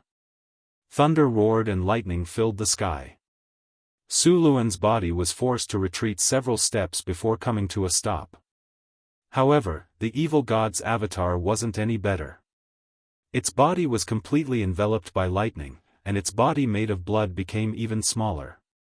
There were many traces of corrosion on Su Len's body, but these traces quickly healed under his regeneration ability. It wouldn't take long for them to be completely healed. At this time, because of Su Len's obstruction, the evil god's clone lost the chance to kill more barbarians to replenish his energy. All the barbarians took this opportunity to retreat from the underground hall. Mystic Ice Slash. Looking at the liquid-like evil god's clone in front of him, Su Len's heart moved. A cold chill appeared in an instant, and in the next second, 3 ice blades rushed toward the evil god's clone that had just broken free from the lightning. The evil god's clone couldn't dodge in time and was hit by the 3 ice blades. At the moment of impact, ice crystals appeared on its body and quickly spread. In just a breath's time, half of the evil god's clone's body was frozen. Seeing that the skill was effective, Su Len's body moved and a powerful energy was instantly released.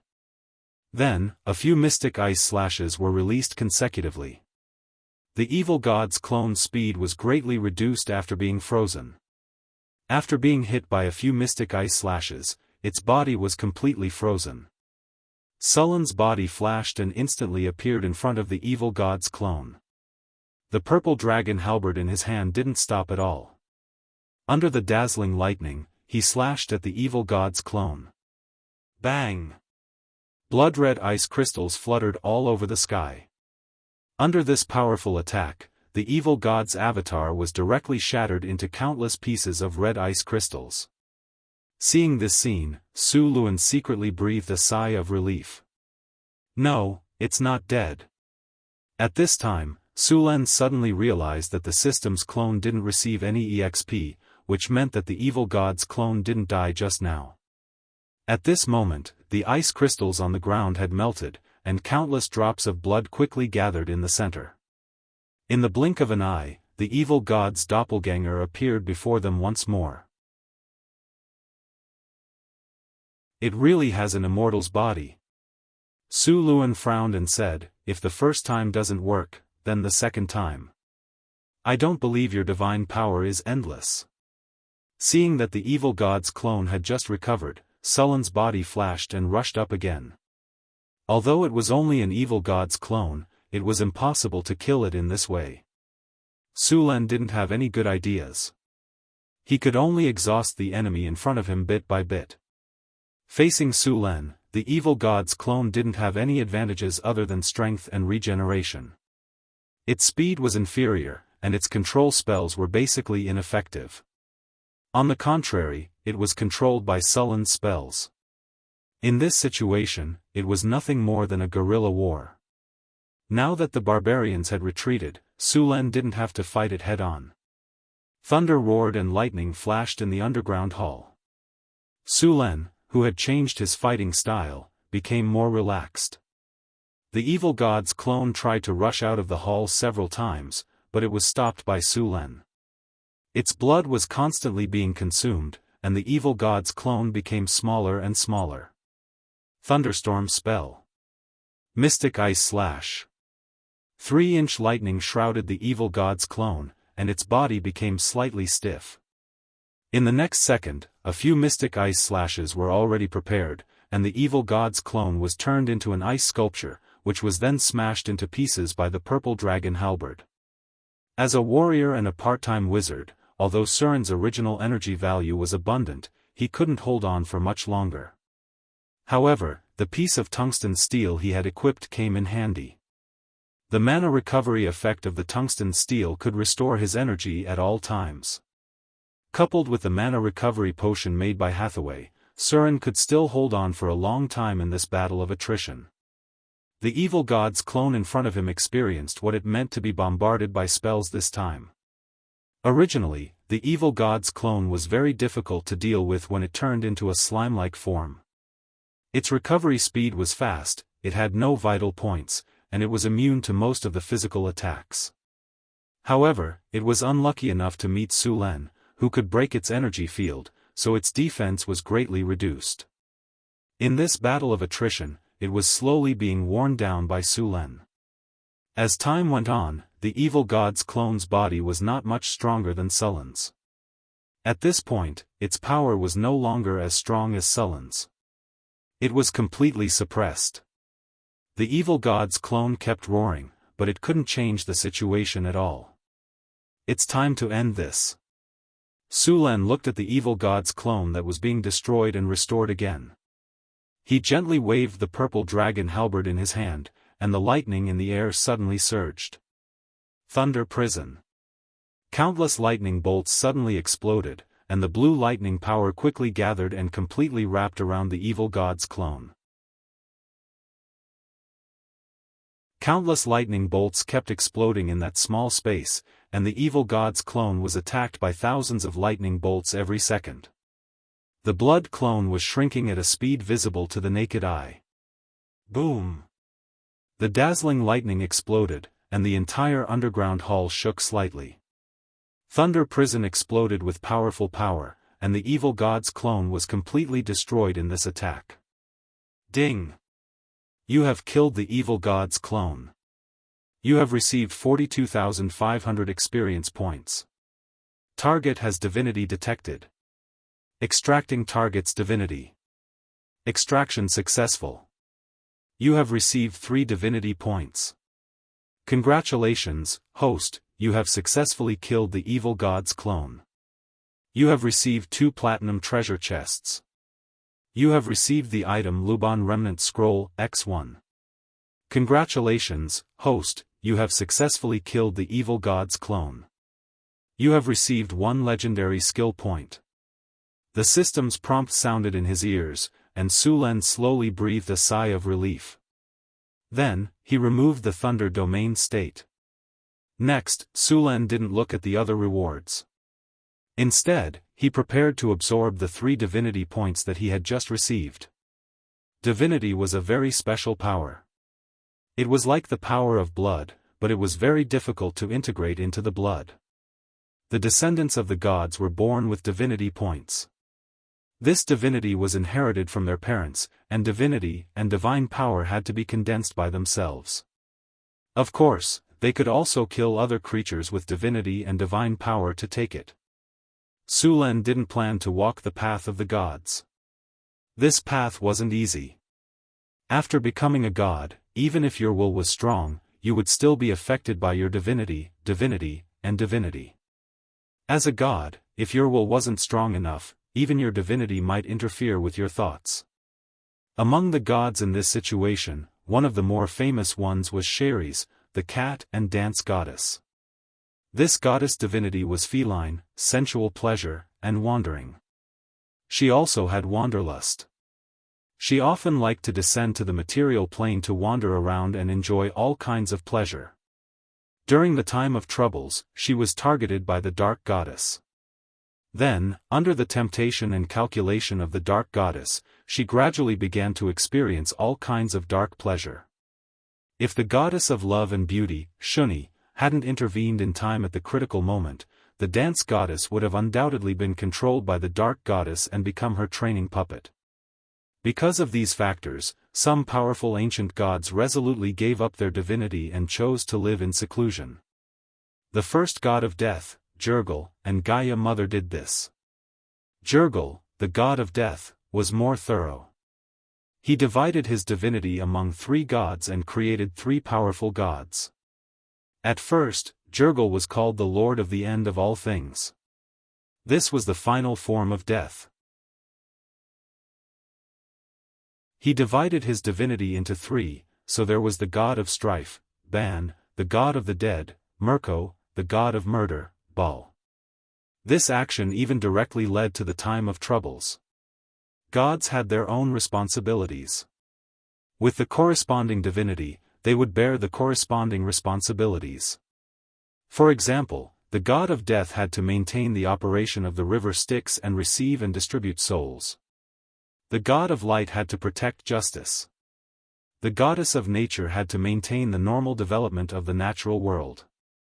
Su Lin didn't want to be bound by these, so he didn't intend to become a god. Divinity was also contaminated with various wills and spirits. Su Lin had already experienced it when he first integrated divinity. In order to completely integrate divinity, the original spirit imprint in the divinity must be removed. Relaxing, Su Lin adjusted his mind to the best state and then began to integrate divinity. At this moment, Su Lin suddenly appeared in a world of blood. Countless distorted figures were constantly entangling him. Su Lin frowned slightly. He was already mentally prepared for this situation. Lightning bloomed from Su Lin's body and then killed all the distorted figures around him. Then, countless hideous monsters appeared in this space. Hellfire burned, and Su Lin began to kill all kinds of monsters. At the same time, a figure hidden in the depths of the monsters suddenly launched a sneak attack. However, Su Lin had already detected its movements. As soon as it made a move, it was nailed to the ground by a lightning spear. "I've been waiting for you." Su Lin sneered as he looked at the shadow in front of him. "You want to steal my power? You'll pay the price." The shadow kept struggling, but it didn't have any effect. "If I can kill you once, I can kill you again," Su Lin said with disdain. Then, another lightning strike completely scattered the shadow. "I'll remember you. I curse you." With a flash of lightning, the shadow completely disappeared. However, just as the shadow disappeared, a mark appeared on Su Lin's body. The curse of the evil god. "It's really against me." Su Lin looked at the mark and curled his lips.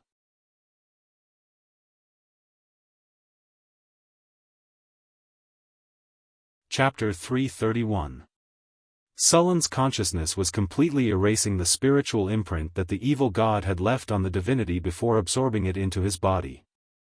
If one could see Su Lin's blood at this time, they would find that there was a hint of gold in his originally red blood. Most of the time, divinity was expressed in the image of the bloodline. Of course, some divinity was expressed in other aspects. The most special case was the demigod lich.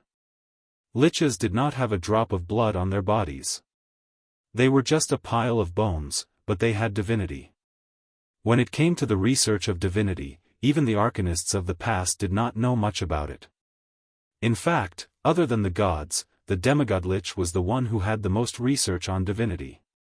It was very difficult for ordinary arcanists to fuse with divinity.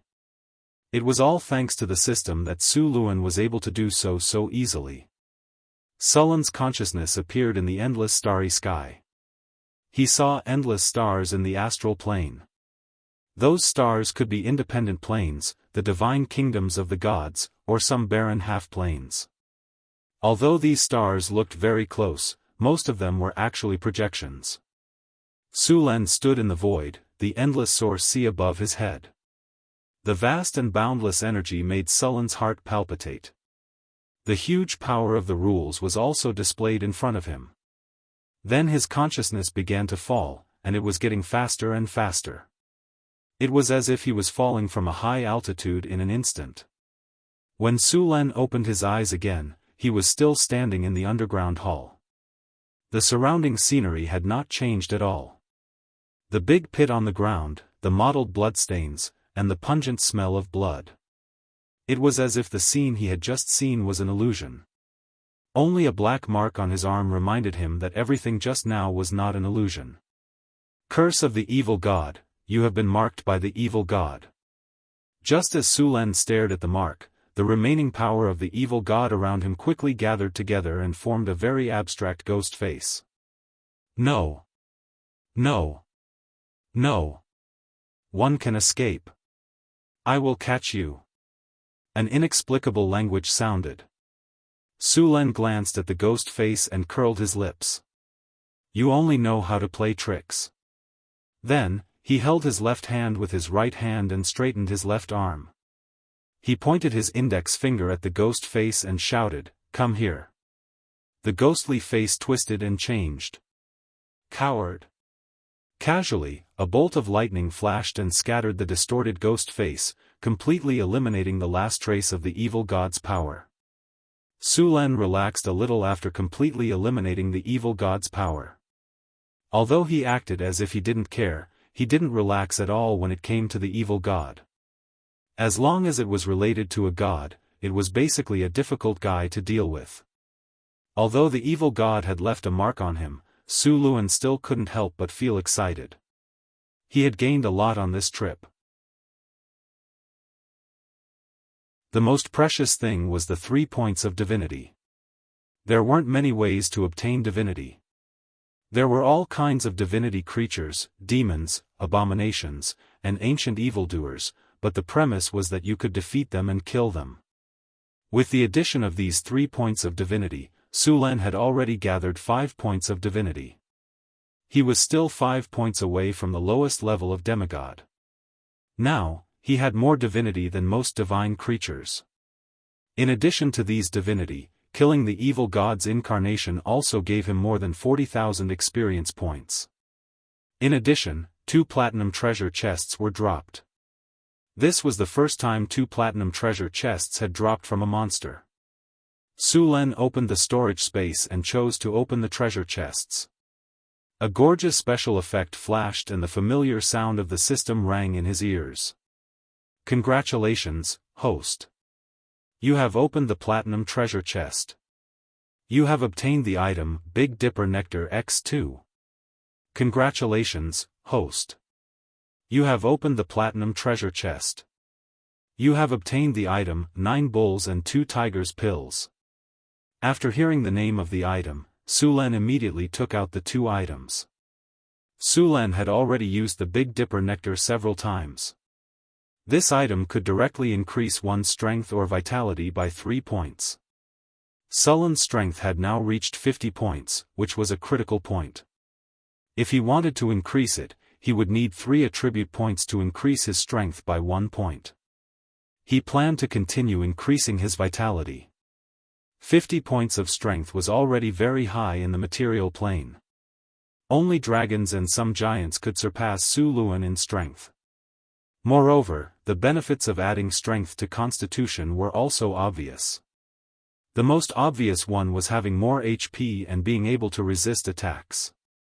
The other bottle of 9 Bulls and 2 Tigers Pills was opened for the first time. This item was also only sold in the treasure pavilion in the game. The price was not cheap. Moreover, the treasure pavilion was completely random. If one was not fast enough, or if one was too far away, the treasure pavilion would disappear if they appeared frequently.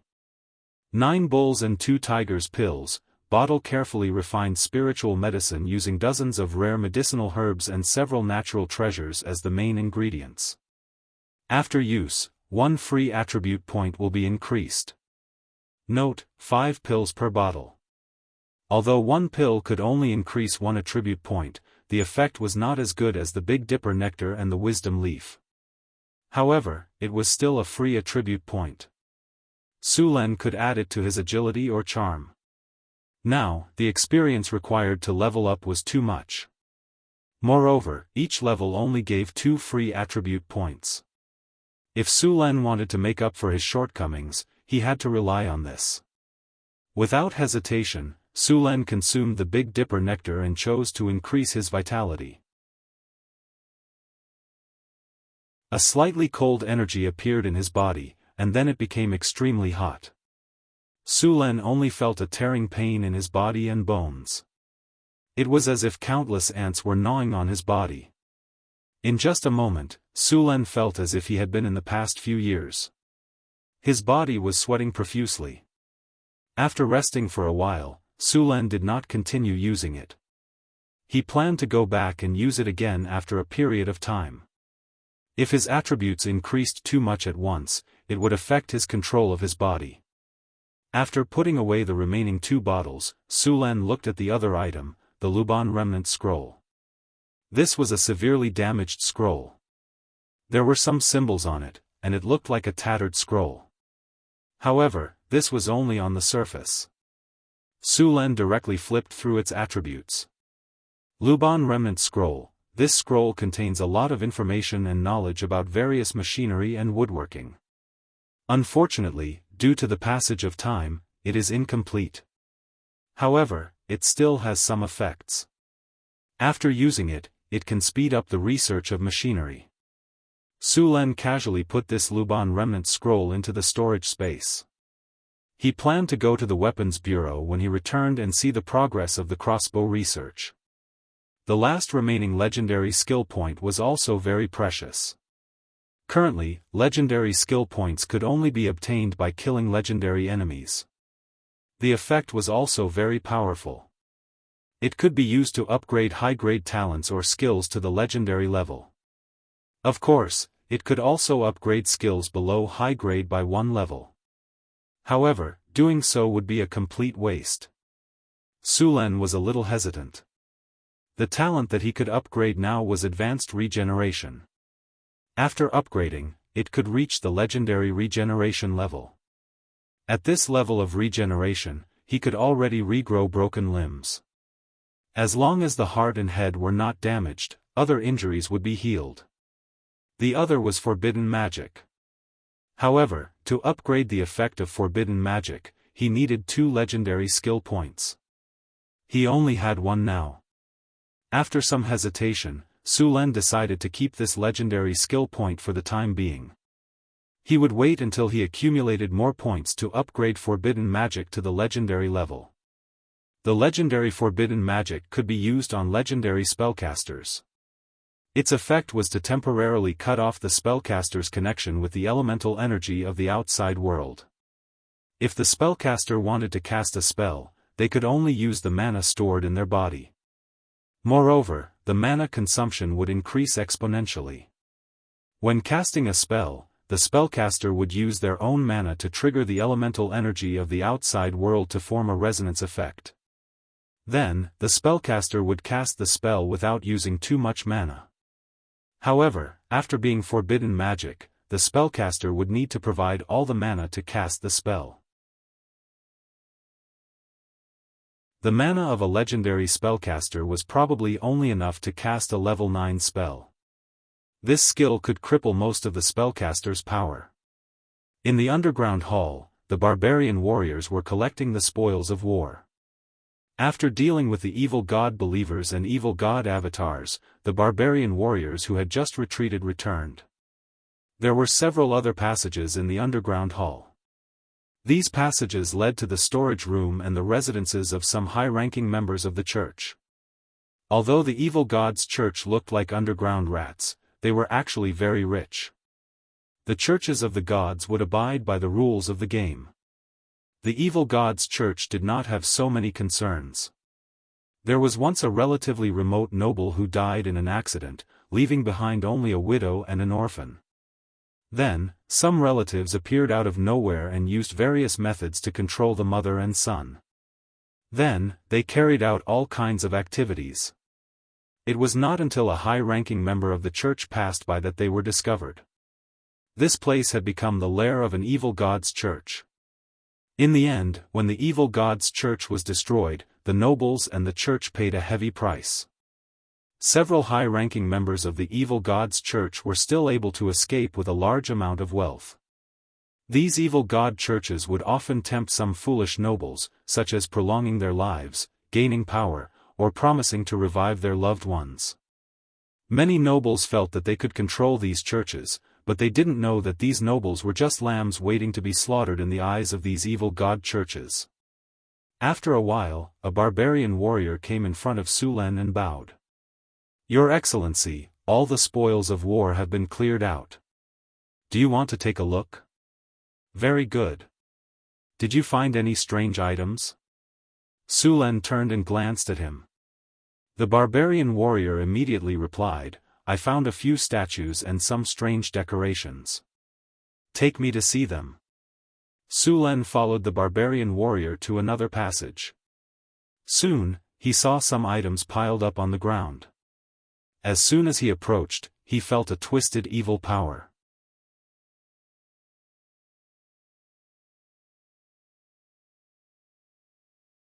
Chapter 332. Su Len casually picked up a statue. He didn't know what it was made of, but it looked like jade.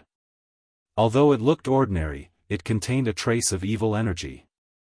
He put more force into his palm, and the statue couldn't take it anymore. It cracked, and the evil energy inside spread out. A lightning flashed, and the evil energy was instantly dispelled. Then, Su Len destroyed all the items in front of him that contained evil energy. Without these things, the evil god would have to spend a lot of effort to quietly develop his followers. Su Len was more than happy to create some trouble for him. After dealing with these things, Su Len asked his men to bring the trophies and the bodies of his comrades back to Northern Town. This time, they killed a barbarian berserker and some others were injured. The injured ones could be healed with physical healing, but the dead ones had to be cremated. Because they were killed by the evil god's incarnation, there was a lot of negative energy on their bodies. If it wasn't removed, the bodies would be resurrected as undead creatures. The best way was to animate them. Of course, they could also find a priest to purify them. However, the evil energy was not ordinary. Only a bishop could purify it. The loot from the evil god's church was about 30,000 gold coins, some gold and silver equipment, and some weapons and armors. At the same time, they also rescued a dozen or so refugees. According to Wen, these refugees came to Northern Citadel with a caravan, but they were intercepted by the evil cultists halfway. It turned out that the caravan was actually the evil cultists in disguise. They killed people in Northern Town because they didn't have enough sacrifices. Northern Town was recruiting refugees, and many caravans did the same. The competition was fierce, but the number of evil god's followers was too small. The evil god's sacrifice couldn't be delayed, so they had to start with Northern Town. However, they didn't expect Northern Town to act so quickly. Before the blood sacrifice was completed, Su Len and his men came knocking on their door. They pushed all the way and even broke the crystal. Su Luen took the team back to the Northern Town. In the following time, he took the Big Dipper elixir and 9 bulls and 2 tigers pills. His constitution increased from 38 to 44, and his agility increased from 32 to 37. The 5 points of divinity also brought some changes to him. The first was the addition of the divine bloodline, talent in his attribute pain. Divine bloodline. With the divine bloodline, you have gradually broken away from the boundaries of mortals and approached the direction of gods. Your lifespan has begun to become longer, your aging speed has slowed down, your potential has increased, you have obtained some divine abilities, your natural armor +1, your resistance to various abnormal statuses +1, and when performing various tests, you have a higher chance of passing the tests. Acquired ability, language proficiency. Language proficiency, the power of divinity allows you to communicate with most intelligent beings. Su Lin was a little surprised by the effect of the divine power. He wanted to know what would happen when the divinity reached the demigod level. After spending a few days familiarizing himself with the increased attributes of his body, Su Lin continued to deal with the affairs of the territory. In order to prevent the appearance of evil god followers in the territory or the establishment of evil god followers' strongholds, Su Lin stipulated that all outsiders must register at the city hall and apply for a temporary residence permit. After having a temporary residence permit, they were allowed to live in the city. Even if they went to stay in hotels, they would need to show a temporary residence permit. Without a temporary residence permit, all hotels, warehouses, and rental houses would not be allowed to live. If someone violated the rules, they would be detained immediately, their residence qualifications would be revoked, and a high fine would be imposed. Although it would be very troublesome to do so, it would also greatly reduce the chances of evil god followers sneaking in. In fact, Su Lin wanted to find a few paladins to cast detect evil on those people, but after thinking about it, he cancelled the idea.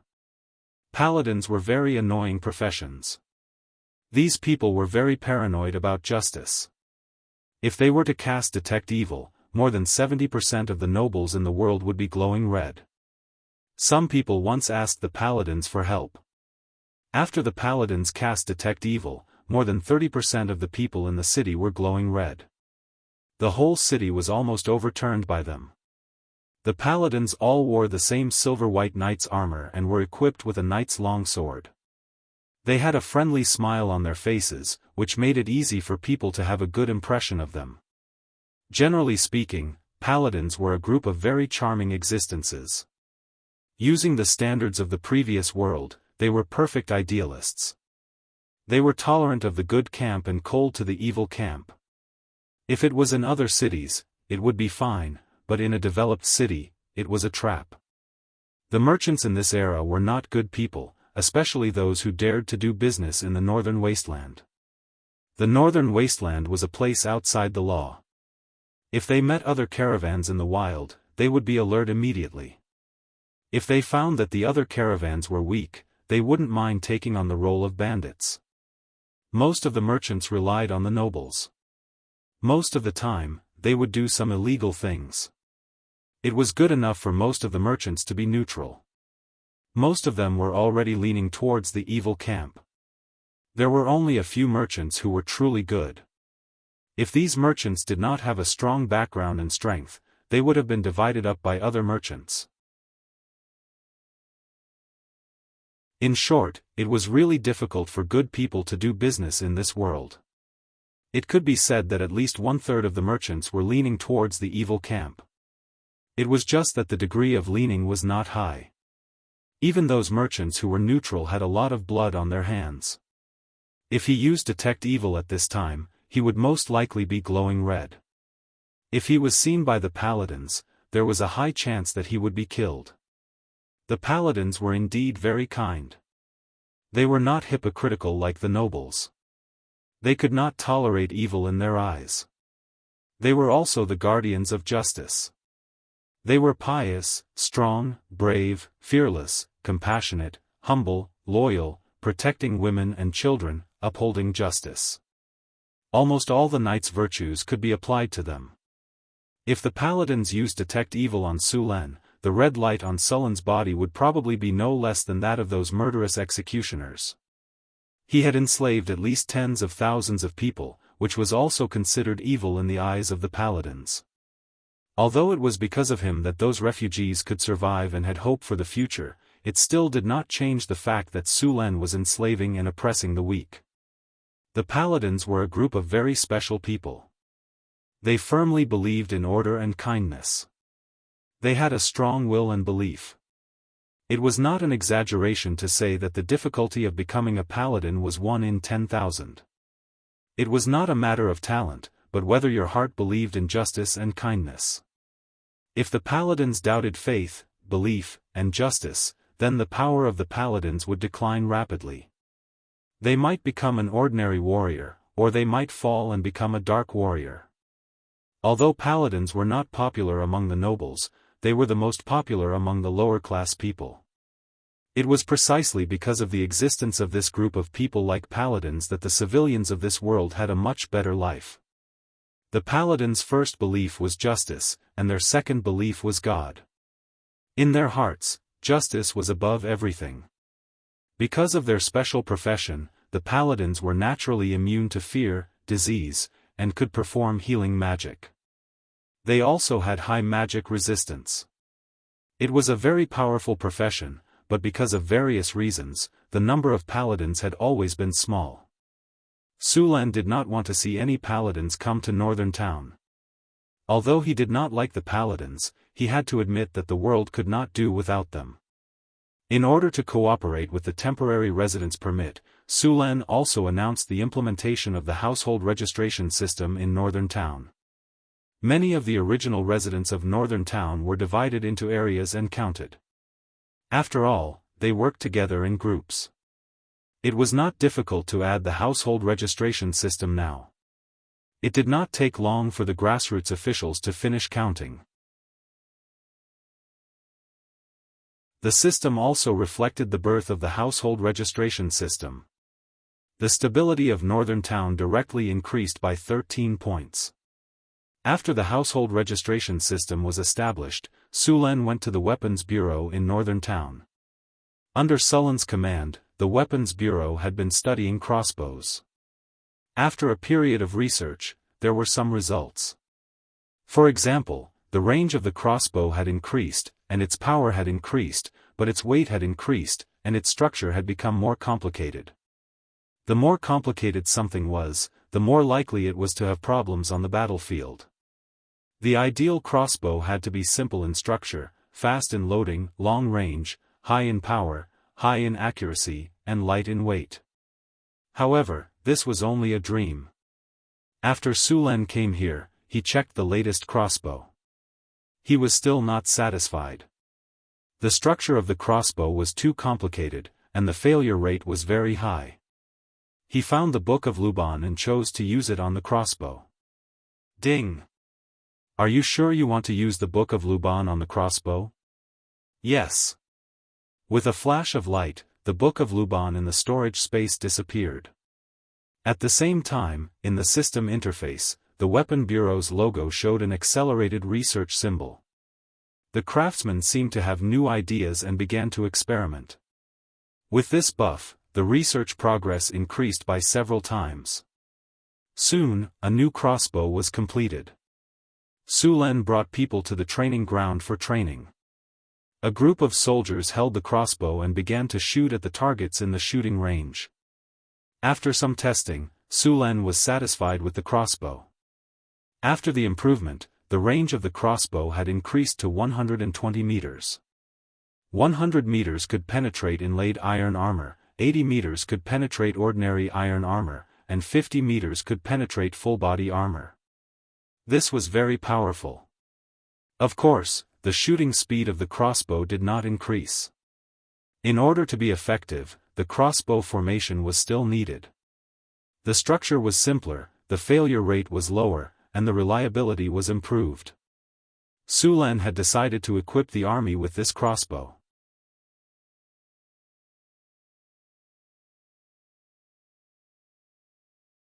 Chapter 333. Armor-piercing crossbow, a crossbow made of hardwood, steel, beast tendons, and other raw materials. It has a decent range and armor-piercing ability. Requires a set of armor-piercing arrows. Attack speed, slow, weight, heavy, armor-piercing +1, range +1. Sulan looked at the heavy crossbow and nodded in satisfaction.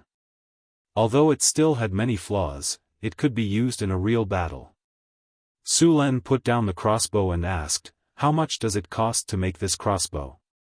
A craftsman with calloused hands hurriedly took the crossbow and said, "My lord, including the cost of labor and materials, the cost of making this crossbow is around 30 gold coins. If we can mass produce it, the price will be slightly lower." A crossbow was not as simple as a crossbow. It would cost a lot of money to maintain it. A crossbow would cost more than a bow. Make 3,000 crossbows first. Su Len decided after some thought. 3,000 crossbows would cost 90,000 kinnar per crossbow. If they were to include the arrows needed for maintenance, the crossbows would cost at least 100,000 kinnar per crossbow. "Yes, my lord. I'll get the workers to prepare it. During production, follow this method of production." Su Len took out a piece of paper and said. On the paper was the assembly line method. Not only was it fast, but it was also not easy to leak the information. It also lowered the difficulty of production. The crossbowmen's training had started a long time ago. The crossbowmen of northern Garrison City were only equipped with iron-plated armor and a long sword. They did not have shields or other protective equipment. They were not expected to rely on long swords during their training. They were only equipped with long swords just in case. The crossbowmen were led by a human general Su Len had just discovered, Cecil. Their main training was formations and crossbow operation. Cecil was not a hero. At most, he was an elite leader. However, he still had a chance to become a hero. Northern Garrison City's army had already exceeded 10,000 people. The ratio of the population to the army had reached a shocking ratio of 10 to 1. It was a relatively rare ratio on the continent. Fortunately, Northern Garrison City was rich enough to support them. With the harvest altar, Northern Garrison City would not run out of food. The Northern Wilderness. The Lotus Mountain Range was like an enormous dragon crawling across the wasteland to the north. It started in the southwest and extended to the northeast. It was around 800 li long. The mountain range was able to block the cold wind from the ice fields, which was why the wastelands in northern Garrison City were not too cold during winter. In the vast area south of the Sierra de Lotus, many tribes lived here. Northern Garrison City occupied an area in the southwest of the Sierra de Lotus. At this time, in a wasteland far away from here, the weather was very cold. Snowflakes were floating in the air, and messy tents could be seen everywhere. Smoke rose from the tents. This was a tribe of orcs, but what was strange was that other than orcs, there were also some gnolls and trolls. These gnolls and trolls didn't exist as slaves. It looked more like they were working together on an equal footing. Bang! A loud sound came from the tent, followed by the roars of the orcs. That land must belong Stormwind. The Bloodblade Jackalans won't give up the loot they deserve. That is the promised land given to us by our Lord Jianghu. Come on, the promised land is bullshit. If you want to take it, just say it. Don't make so many excuses. A tall troll sneered. How dare you blaspheme our Lord?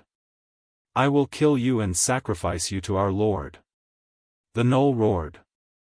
Come on, see if I don't smash your head. The scene in the tent was very heated. It seemed that a fight would break out in the next second. The gnolls, and the troll stared at each other fiercely. They did not give in at all, but they tried their best to restrain themselves. All right, let's calm down. What is the purpose of our gathering here? I think everyone knows. An old gnoll shaman in the corner said. If Su Len saw him again, he would definitely recognize that this gnoll shaman was the great shaman of the gnoll tribe that he defeated. After the defeat of the gnolls, Su Len killed the gnoll chieftain, but the gnoll shaman disappeared. One had to know that the gnolls had chased after the gnolls, but the gnoll shaman still escaped unscathed. The old gnoll's skin was dry like tree bark. If humans gain a foothold in the wilderness, they will slowly expand according to their inertia. If we can't pull out that nail as soon as possible, it won't be long before there is no room for us to live in the northern wilderness. I'm not exaggerating. Cough cough. The old gnoll coughed violently. His thin and withered body gave people a feeling that it would break at any time. Hearing the old shaman's words, the gnolls and trolls did not refute. Back then, the Fireblade tribe was not weaker than them at all. However, after a decisive battle, the Fireblade tribe disappeared. Only the old shaman and the remaining gnolls joined the Stormwind tribe. And the trolls, along with their ancestral spirits, were killed by him. Now, we haven't even defeated those humans, and you want to divide the spoils? Don't you think it's too early? The first thing we need to deal with now is to defeat the humans. As for the spoils, cough cough.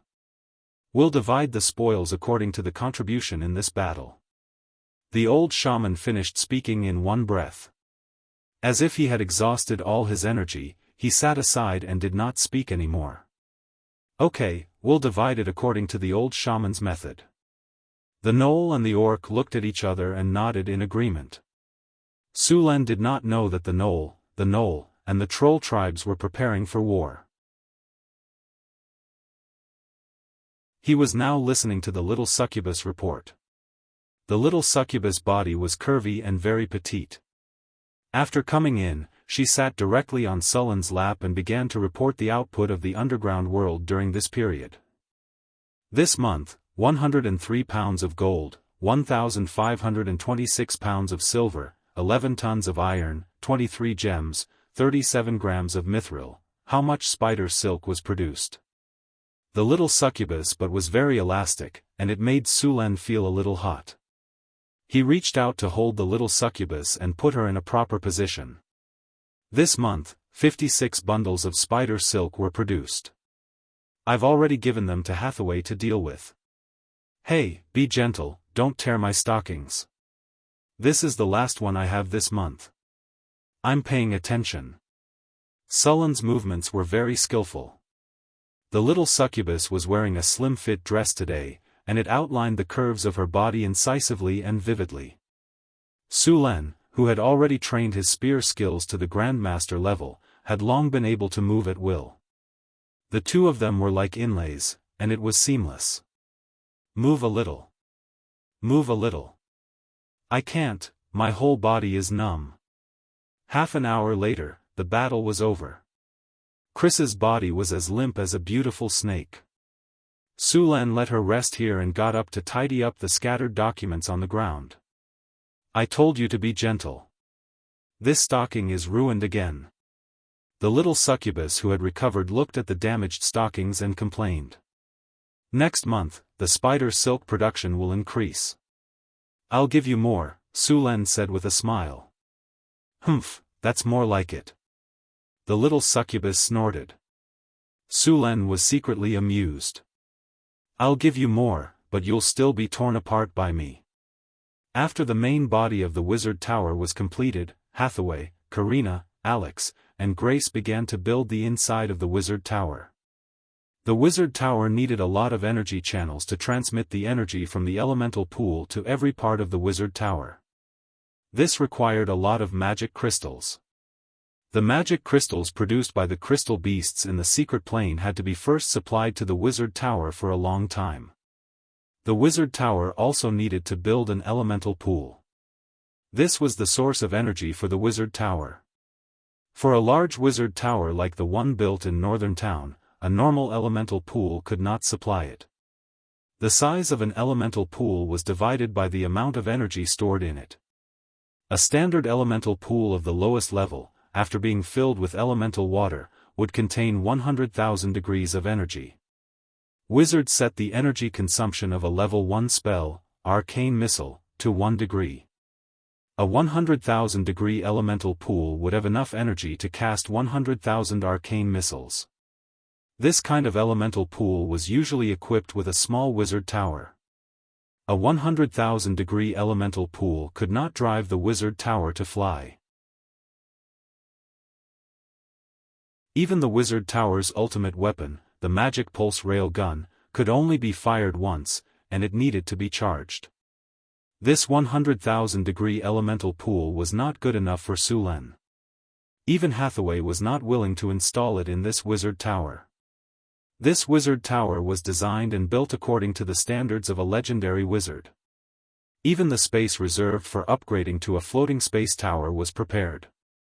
Therefore, the elemental pool that Hathaway was going to build was a large one. The energy standard was more than 1 million degrees. At present, the upper limit of such a large elemental pool was 5 million degrees. It was not cost-effective to build a bigger one.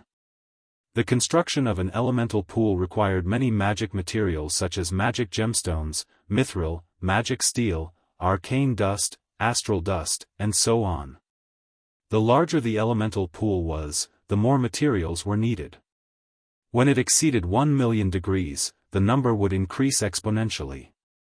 In fact, the materials needed to build an elemental pool that could hold 5 million degrees could easily build 5 elemental pools of 1 million degrees, and there would still be leftovers. Therefore, basically no one would spend a lot of materials and energy to build an elemental pool of 5 million degrees. Generally speaking, an elemental pool of 2 million degrees was enough, unless you wanted to build a floating space city. However, even a super-large elemental pool with 5 million degrees of energy could not make a medium-sized city fly.